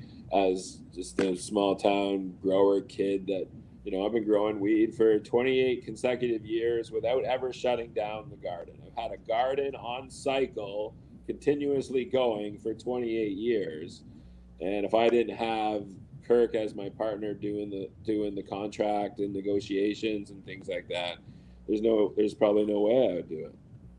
Yeah, I'd have got frustrated a long time ago and said, "Fuck you." Yeah. What what advice do you have for guys transitioning in, like that you've learned both working for a big corporate entity and then going through the licensing? Like, what advice do you have for people following in your footsteps? I mean, if you don't have a war chest to sort of back you up for 2 or 3 years, don't bother doing it. Yeah. And that's after you build and get everything to the point where you're operational. When you're like, that's after the build. If you don't have enough funds to float your boat for 3 years, don't bother. What do you see happening first in Canada and globally over the next 3 years? I mean, look at Thailand. I'm like, I want to get to Thailand as fast as possible. Straight up. right? I have friends in Thailand that are like have shops and organic farms, and it seems like they're having a great time. I mean, I sort of hear things on both sides of the fence, but I mean, as far as I know, everyone's having a great time in Thailand right now. So, I think Canada was a model. Canada was the first. Canada was, you know, uh, what to do, what not to do. And it's going to get better. Germany, I mean, all these countries, and I mean, America here at some point. I mean, it's gonna happen. I think, maybe not with Biden, but maybe, I don't know. We'll see. Yeah. Once it happens in America, I think you'll find the rest of the world will just fall, and I mean, it'll just become like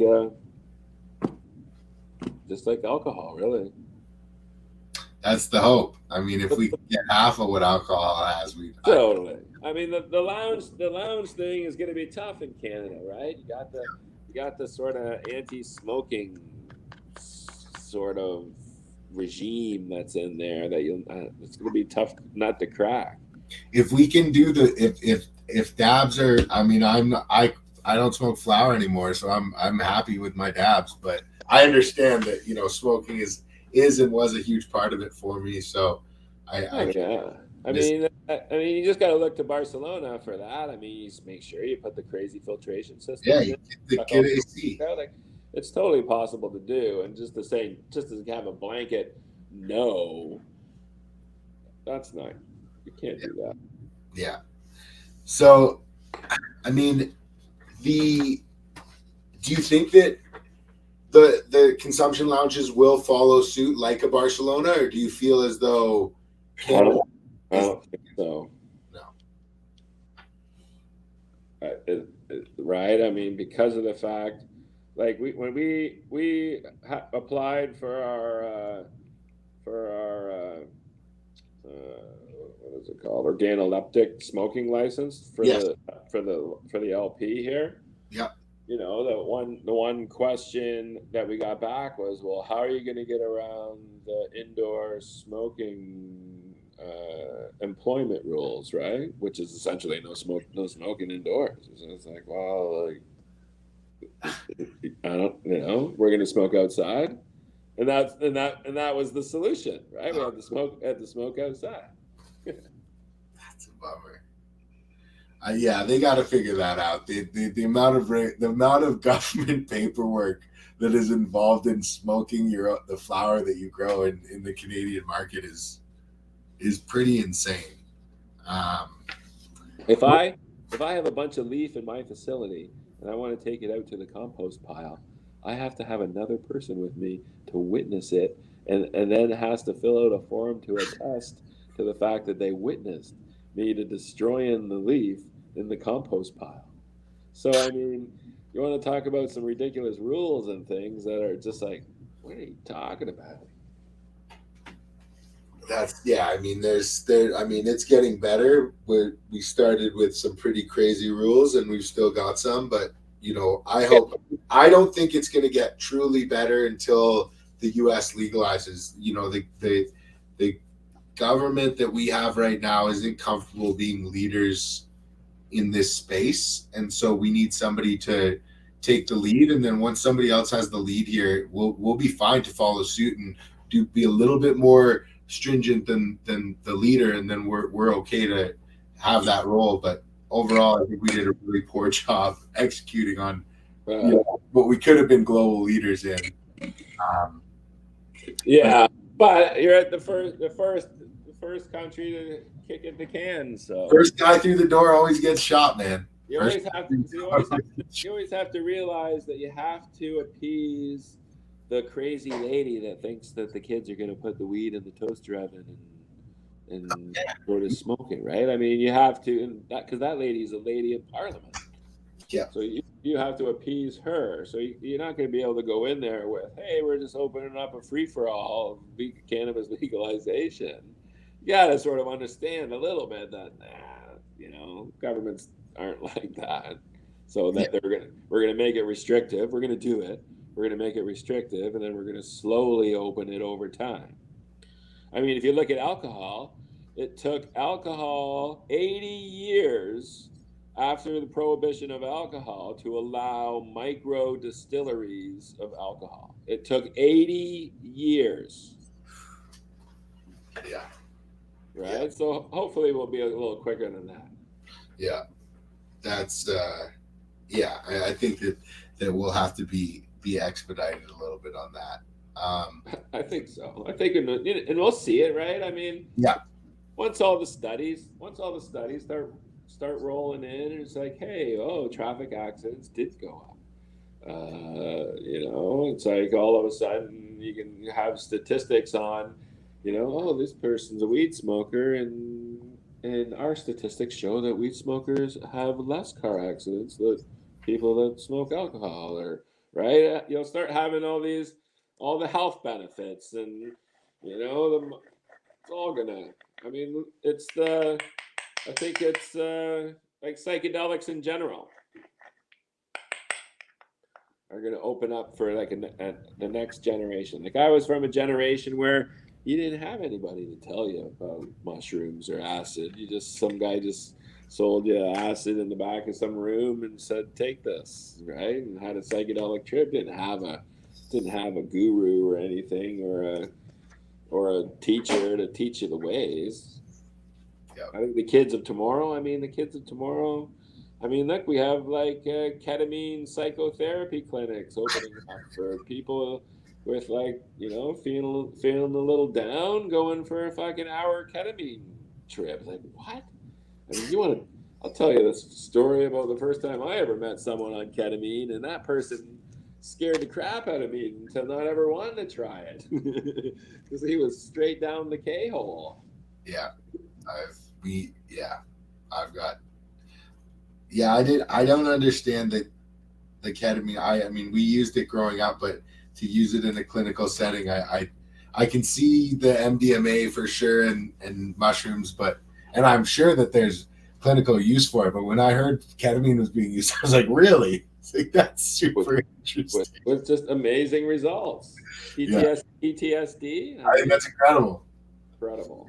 I wouldn't have guessed it as somebody who has partaken, but that I just like micro dosing mushrooms. I mean, what an amazing thing.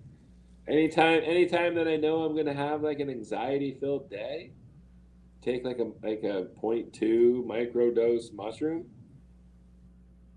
anxiety's gone. Right? Like, just anxiety's gone, and I have zero side effects, and I just feel great. Smoke a joint, I go to bed, I wake up, I feel great. Yeah.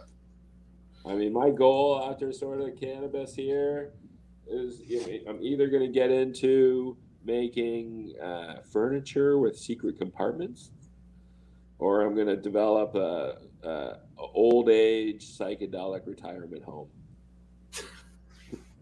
I'm totally into either of those two. I'll probably promote you to do both.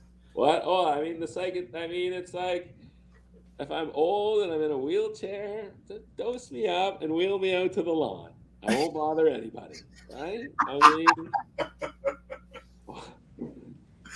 oh man, I love it, Matt. The story. We have a story, and it's a great story from the Vicks back in the early days, when really most of the people that were coming to the Vicks were street people and things like that.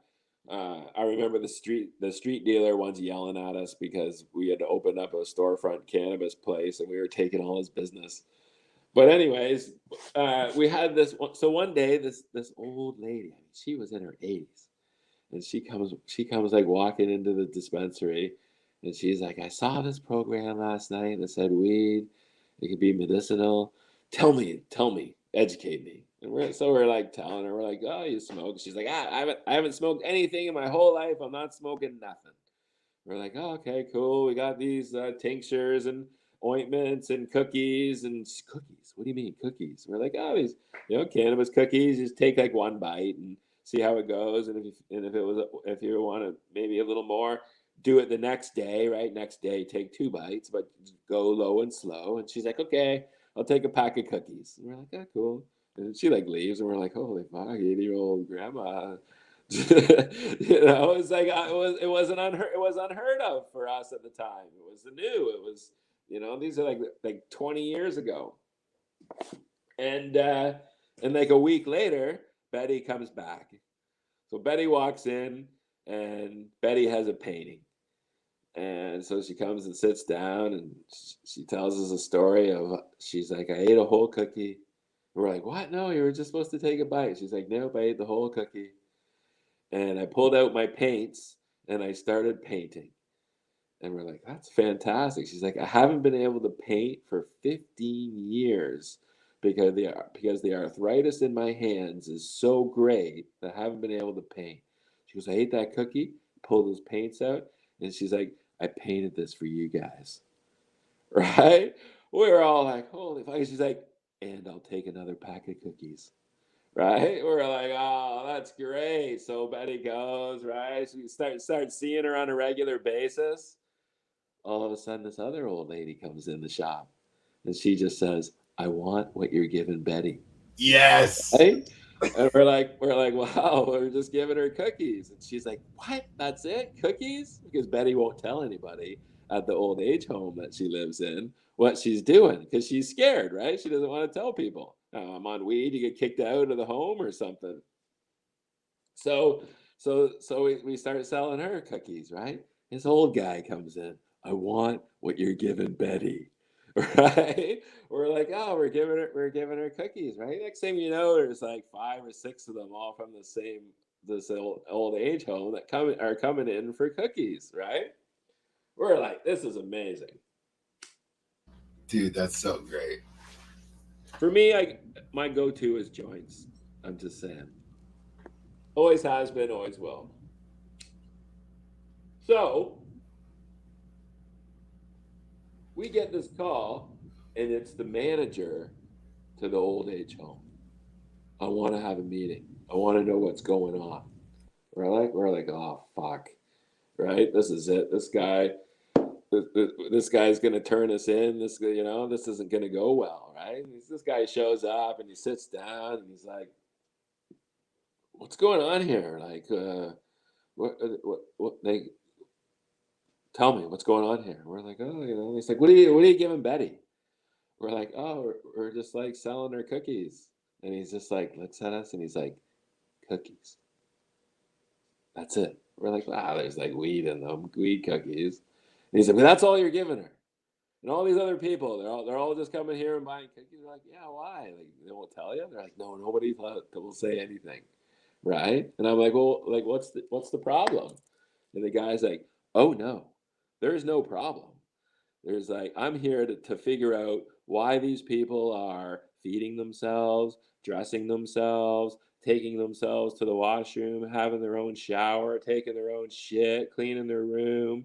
He's like, my staff and my facility is so clean right now, and it's so well run. I just want to know what's going on. And you just told me that these people are eating cookies. That's it. Right? I mean, this guy literally walked out of the place going, cookies. He's like, keep selling them cookies.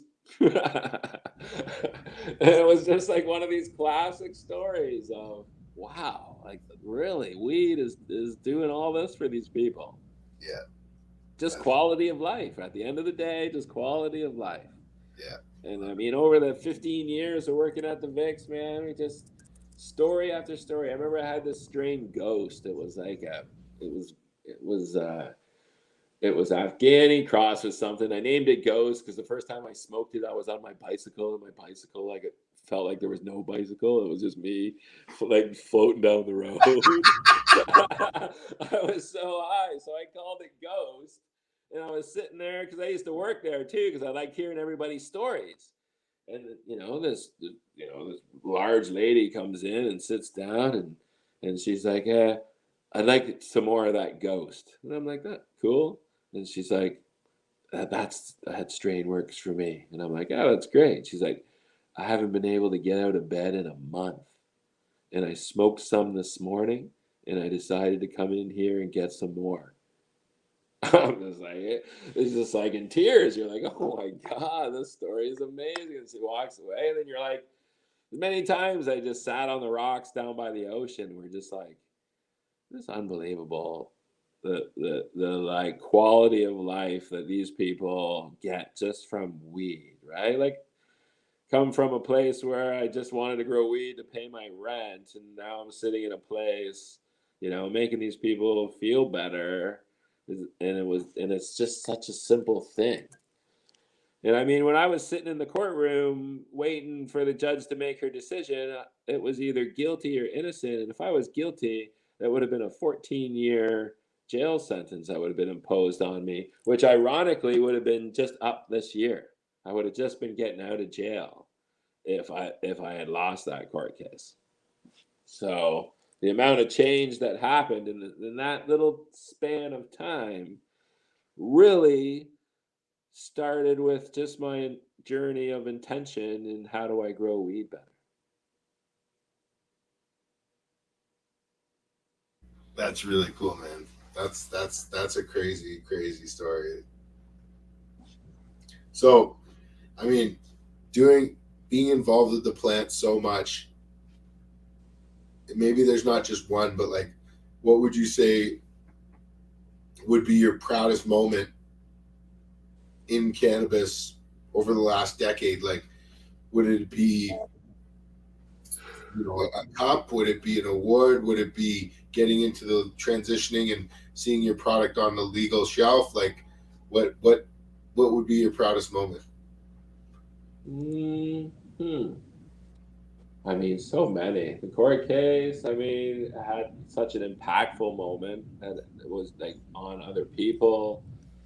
I mean,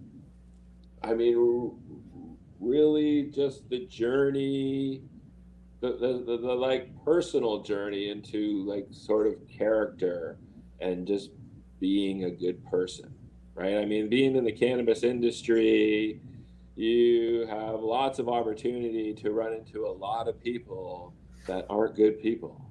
Yeah. I mean, maybe just in every facet of life, but I mean, the simplest of simple rules that I usually abide by is just find the good people, right? And focus on being a good person. At the end of the day, just be a good person. I always tease my mom. My mom she's quite Christian. I mean, I wouldn't maybe not as far as evangelical, but she's quite Christian. She loves her Jesus.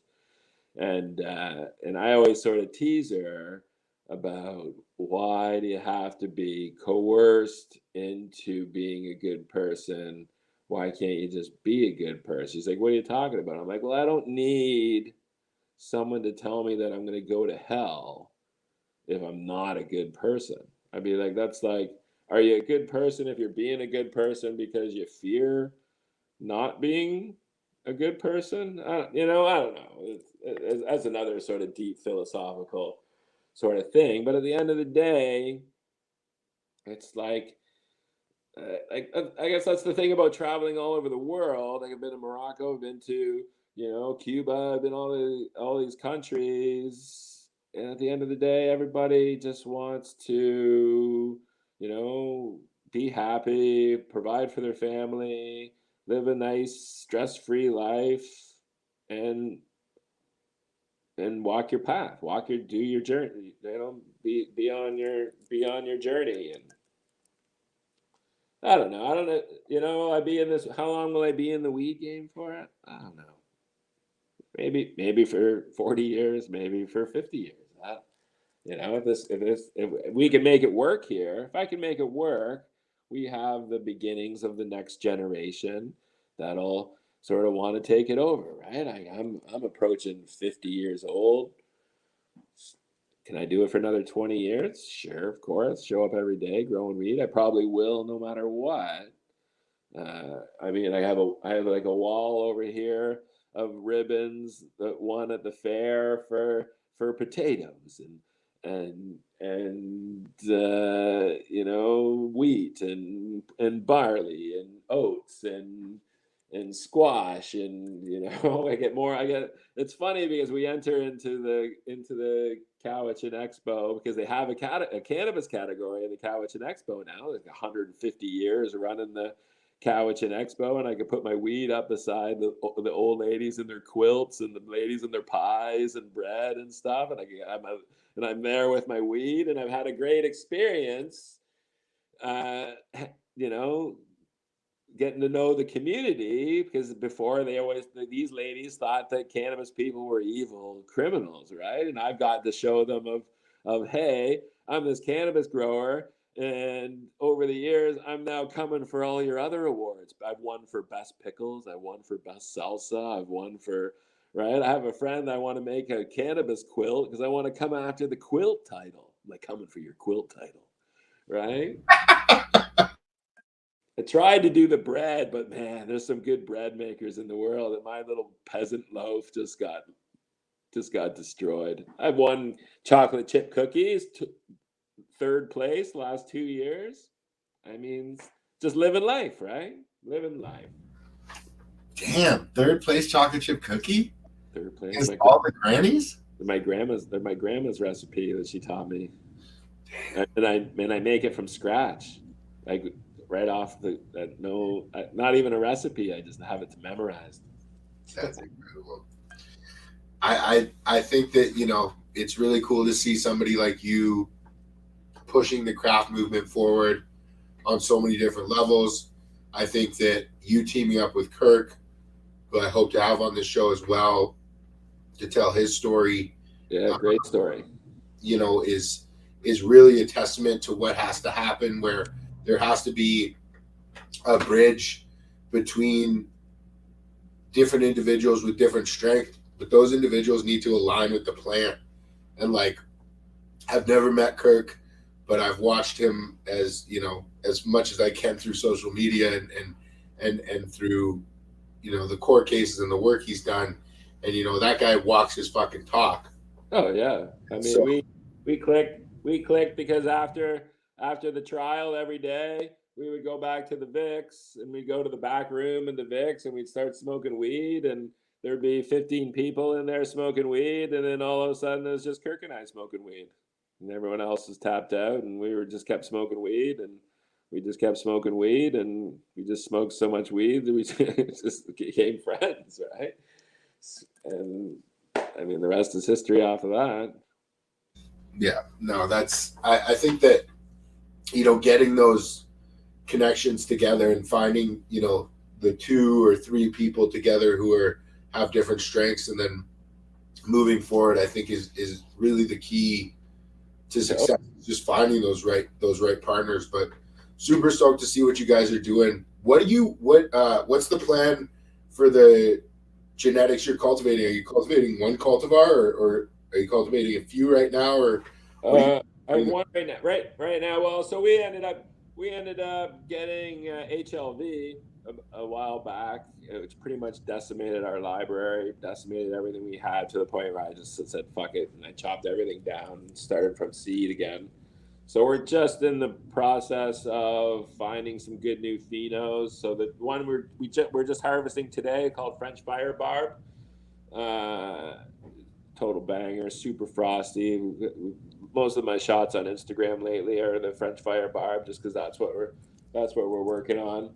I have some chemo rom that's really nice that we're looking at right now. I also have some grapefruit. So we had two phenos of grapefruit. One was more like the old sweet pink grapefruit, and we had this other purple grapefruit. We ended up crossing those two together. So we're like pheno hunting those, looking for just fucking fire grapefruit taste.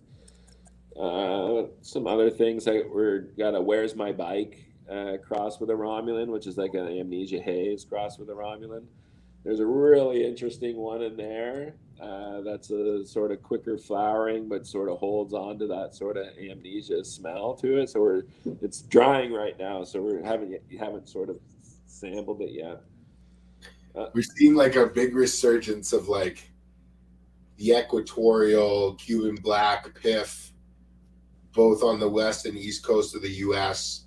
And I know we've kind of always had that Seedsman Haze tip here in Canada, but I think that in the next 2 to 3 years, we're going to see that influence really start coming up. And you see a lot of breeders who are trying to be original and mix it up and reinvigorate that gene pool, bringing in those equatorials. So I think that those flavor profiles that are more energizing are going to come more into vogue over the next few years.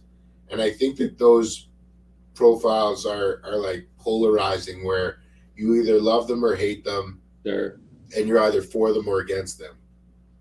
It's getting that experience from that sort of haze into a sort of quicker flowering plant, I think, is really where the homework.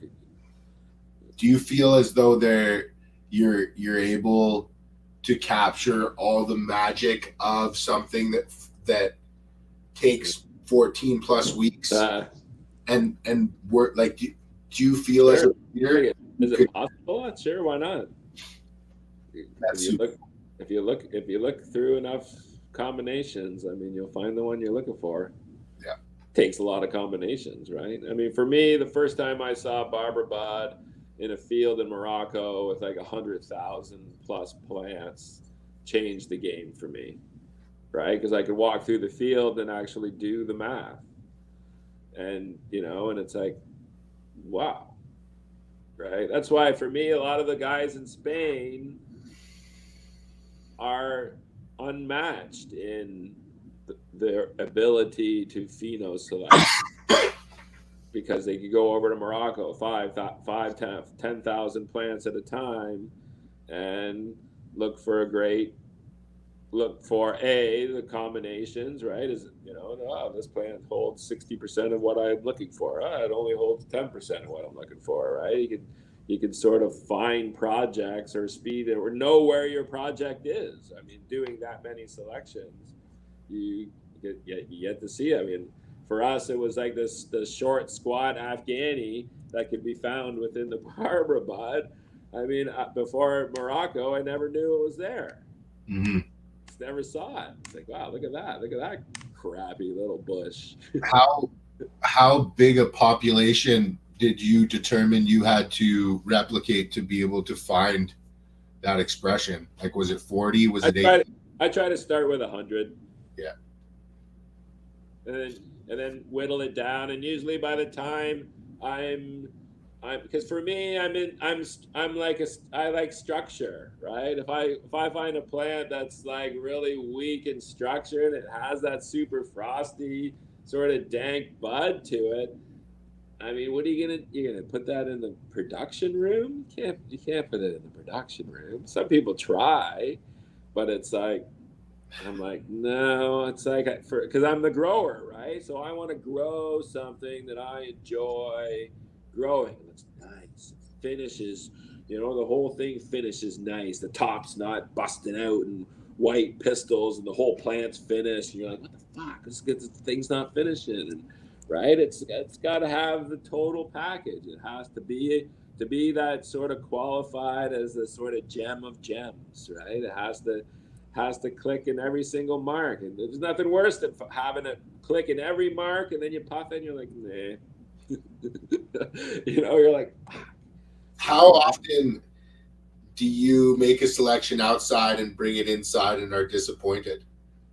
I have the quick barbs that I've grown them inside and I'm like, nah, but outside they're like phenomenal. Yeah. But do you find, like, typically in the past with pheno hunting, are you doing that primarily outside and then bringing those selections inside to see how they express it? So with the quick project, I'm actually doing the opposite, because I can run flowering cycles indoors, set the light cycle at 1410, yeah, and pick which plants are triggering flower wise under there, do my selection, and I could take those plants all the way through to the point where I do shake tests on them to figure out which ones are dumpers. Last time, I have 3 quick barb phenos right now, and I think I started with like 200 plants, and it whittled down to 3 at the end, and now we're doing a couple outdoor seasons just to sort of figure out which one's the best. because you're right. Like if I whittled it just down to one, and maybe it looked great indoors, I took it outside and be like, it's not that great. Or you take the three outside, and the one that does the best indoors doesn't do the best outdoors. And so it's better to have a wide variety to sort of do your outdoor tests with. There seems to be kind of two schools of thought with breeders these days as far as their males go. Are you keeping one male and using one male in your breeding, or are you using multiple males when you're doing your crossing? I mean, that you're talking like an open pollination. I mean, you're gonna do an open pollination, you'd sort of do it once at the beginning. Not necessarily an open pollination, but like keeping more than one male and using that to pollinate the females. Like, is that something that you've done often, or do you typically... No, I haven't done that. Okay. So, what was my question? I wanted to ask about your males. So are you keeping your males alive typically in your breeding projects, or are you reviving them from seed stock and picking new ones each time? So most of our projects were fem projects. So then I was creating the fems off the females. Yeah. But like right now, I have in the back room, because we grew out some of the Afghani seeds that I have. So I have 5 Afghani males in the back right now. I'm probably going to do a project once I figure out which ones. I mean, it's always difficult of, how do you pick, what are your characteristics of picking a good male? And what's gonna pass? Like, I mean, I've got a friend, T. Beaslow, who his company's Little Lake Valley, and he believes that males pass structure and resin, and every male passes structure and resin. So you just look for the best structure and resin in the males. And then I've talked to a lot of people who would completely disagree with that. So you've got to kind of pick your ground and stand on it. Bud structure in there a little bit, sort of how the male stack up and things like that. Yeah, no, I think it's super interesting to see how everybody does it a little bit differently and approaches it in a different way. So it's really cool to kind of find out. So the last 10 years, mostly just feminized seed. It was really interesting last year to Spanibus, the fact that like I have 4 or 5 that I have the regular side of, and the people in Barcelona, the regular seed sales are on the rise because the people are getting tired of the Hermes that are showing up in the fem seeds, so they're going back to regular seeds. I know in America they've been sort of regular seed dominant for a long time and reluctant to sort of to go fem. And I think there's going to be a real resurgence of regular seed. Yeah, I'm really interested to see where the genetic and seed game goes over the next 5 years, because we're starting cut and paste, man. Yeah, Technology will be amazing. But I think that there's a lot of money coming into the space on the corporate side of things that is going to be able to move faster than of course a lot of us have previously been able to. And so it's going to be interesting to see how we're able to sort of carve out our space. And what I think it's going to be is that the biggest biomass and the most sort of one-dimensional high note flavors that can be produced in less than optimal cultivation conditions will be relegated to those, breeding laboratories. And then the very nuanced, more delicate, maybe less yielding, but better tasting cultivars are going to remain in possession of the breeders that are that are currently and have been involved in the game for a long time. So, I mean, that's just my opinion.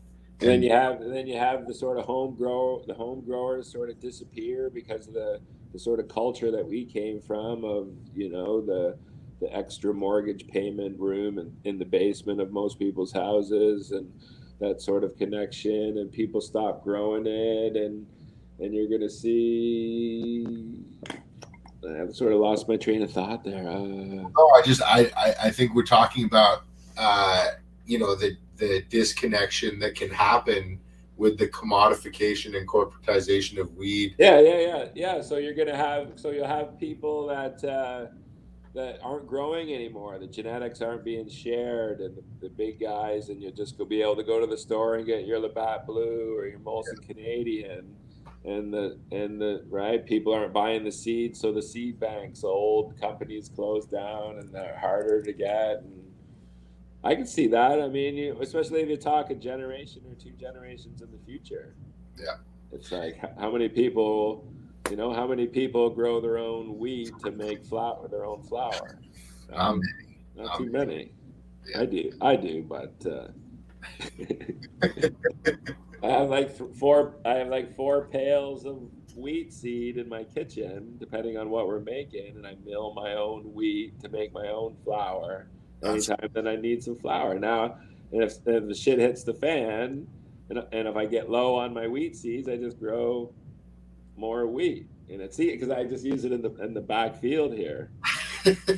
So this year I grew my own oats because we're like, we eat our own oatmeal, so let's grow our own oats. And then we figured out how to do rolled oats. Now it's like the oatmeal that you eat, you can close your eyes and you can take it all the way back to the soil while you're eating it, right? And it's like, that's pretty cool, right? It's like grow your own food and grow. Like my neighbor, I trade weed plants with my neighbor for chickens and goats and pigs, and it's like community. It's like when you go to, that's what I like about Europe so much, because it's like, you go over the mountain and down into the valley, and they have the guy that's the meat guy, and you have the dairy guy and the cheese guy and the bread person, and then you go up over the next valley, and it's just a different guy that makes the bread, and it's a different guy that makes the cheese, and right, I have a lady just around the corner here that I've discovered, in that she makes cheese curds that will rival any cheese curd out of Montreal. Damn. Right? So now at Sunday morning, I can go over to her place and buy a pack of dynamite cheese, and it's just small farmer, right? That's what I love about the island here, because it's like you have all these kooky people that have their passion in what they do, and it's like awesome. Oh man, the island is a special place, that's for sure. I was just up at Whistler last weekend, just being up on the mountains. It was special. Go to Tofino, go surfing. Killer whale goes by.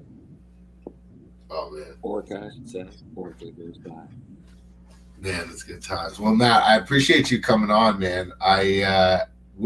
Where's the best place for people to reach you? Like if people want to get in touch with you or learn more about your brand, or what's going on in your life.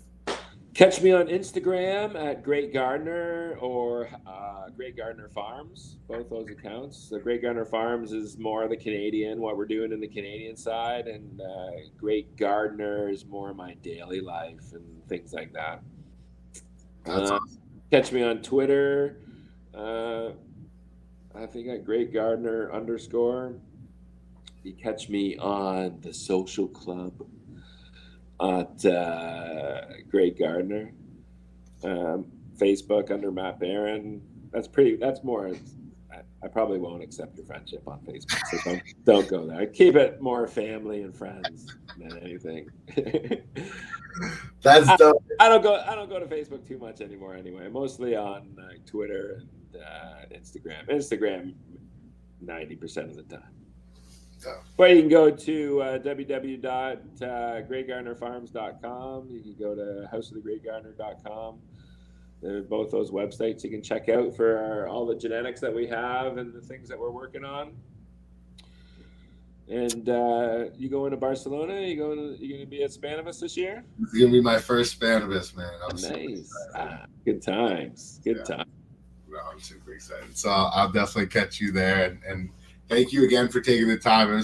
I had such a good time chopping it up with you and hearing your story. I think it's a story that a lot more people need to know. So hopefully it gets out there and love to have you back on. But definitely stoked to get Kirk on as well. And totally, come on up next time you're here. Come ride our ramp grow with the half pipe in the grow room. Bro, I watched you build that thing. That's I don't skateboard, but I'll definitely chill and check it out. Well, you can be. We have a video selection of people that drop in for the first time. No, I will not be on that video selection. I tell you that. You can sign your skin smear on the ramp. Yeah. I dropped in on this day. Oh man, awesome. Well, Matt, thank you so much for coming on. I appreciate you taking the time. All right, peace, guys. Yeah, thanks, everybody. Moth, New York, January tickets on sale. Check it out. Cheers, everybody.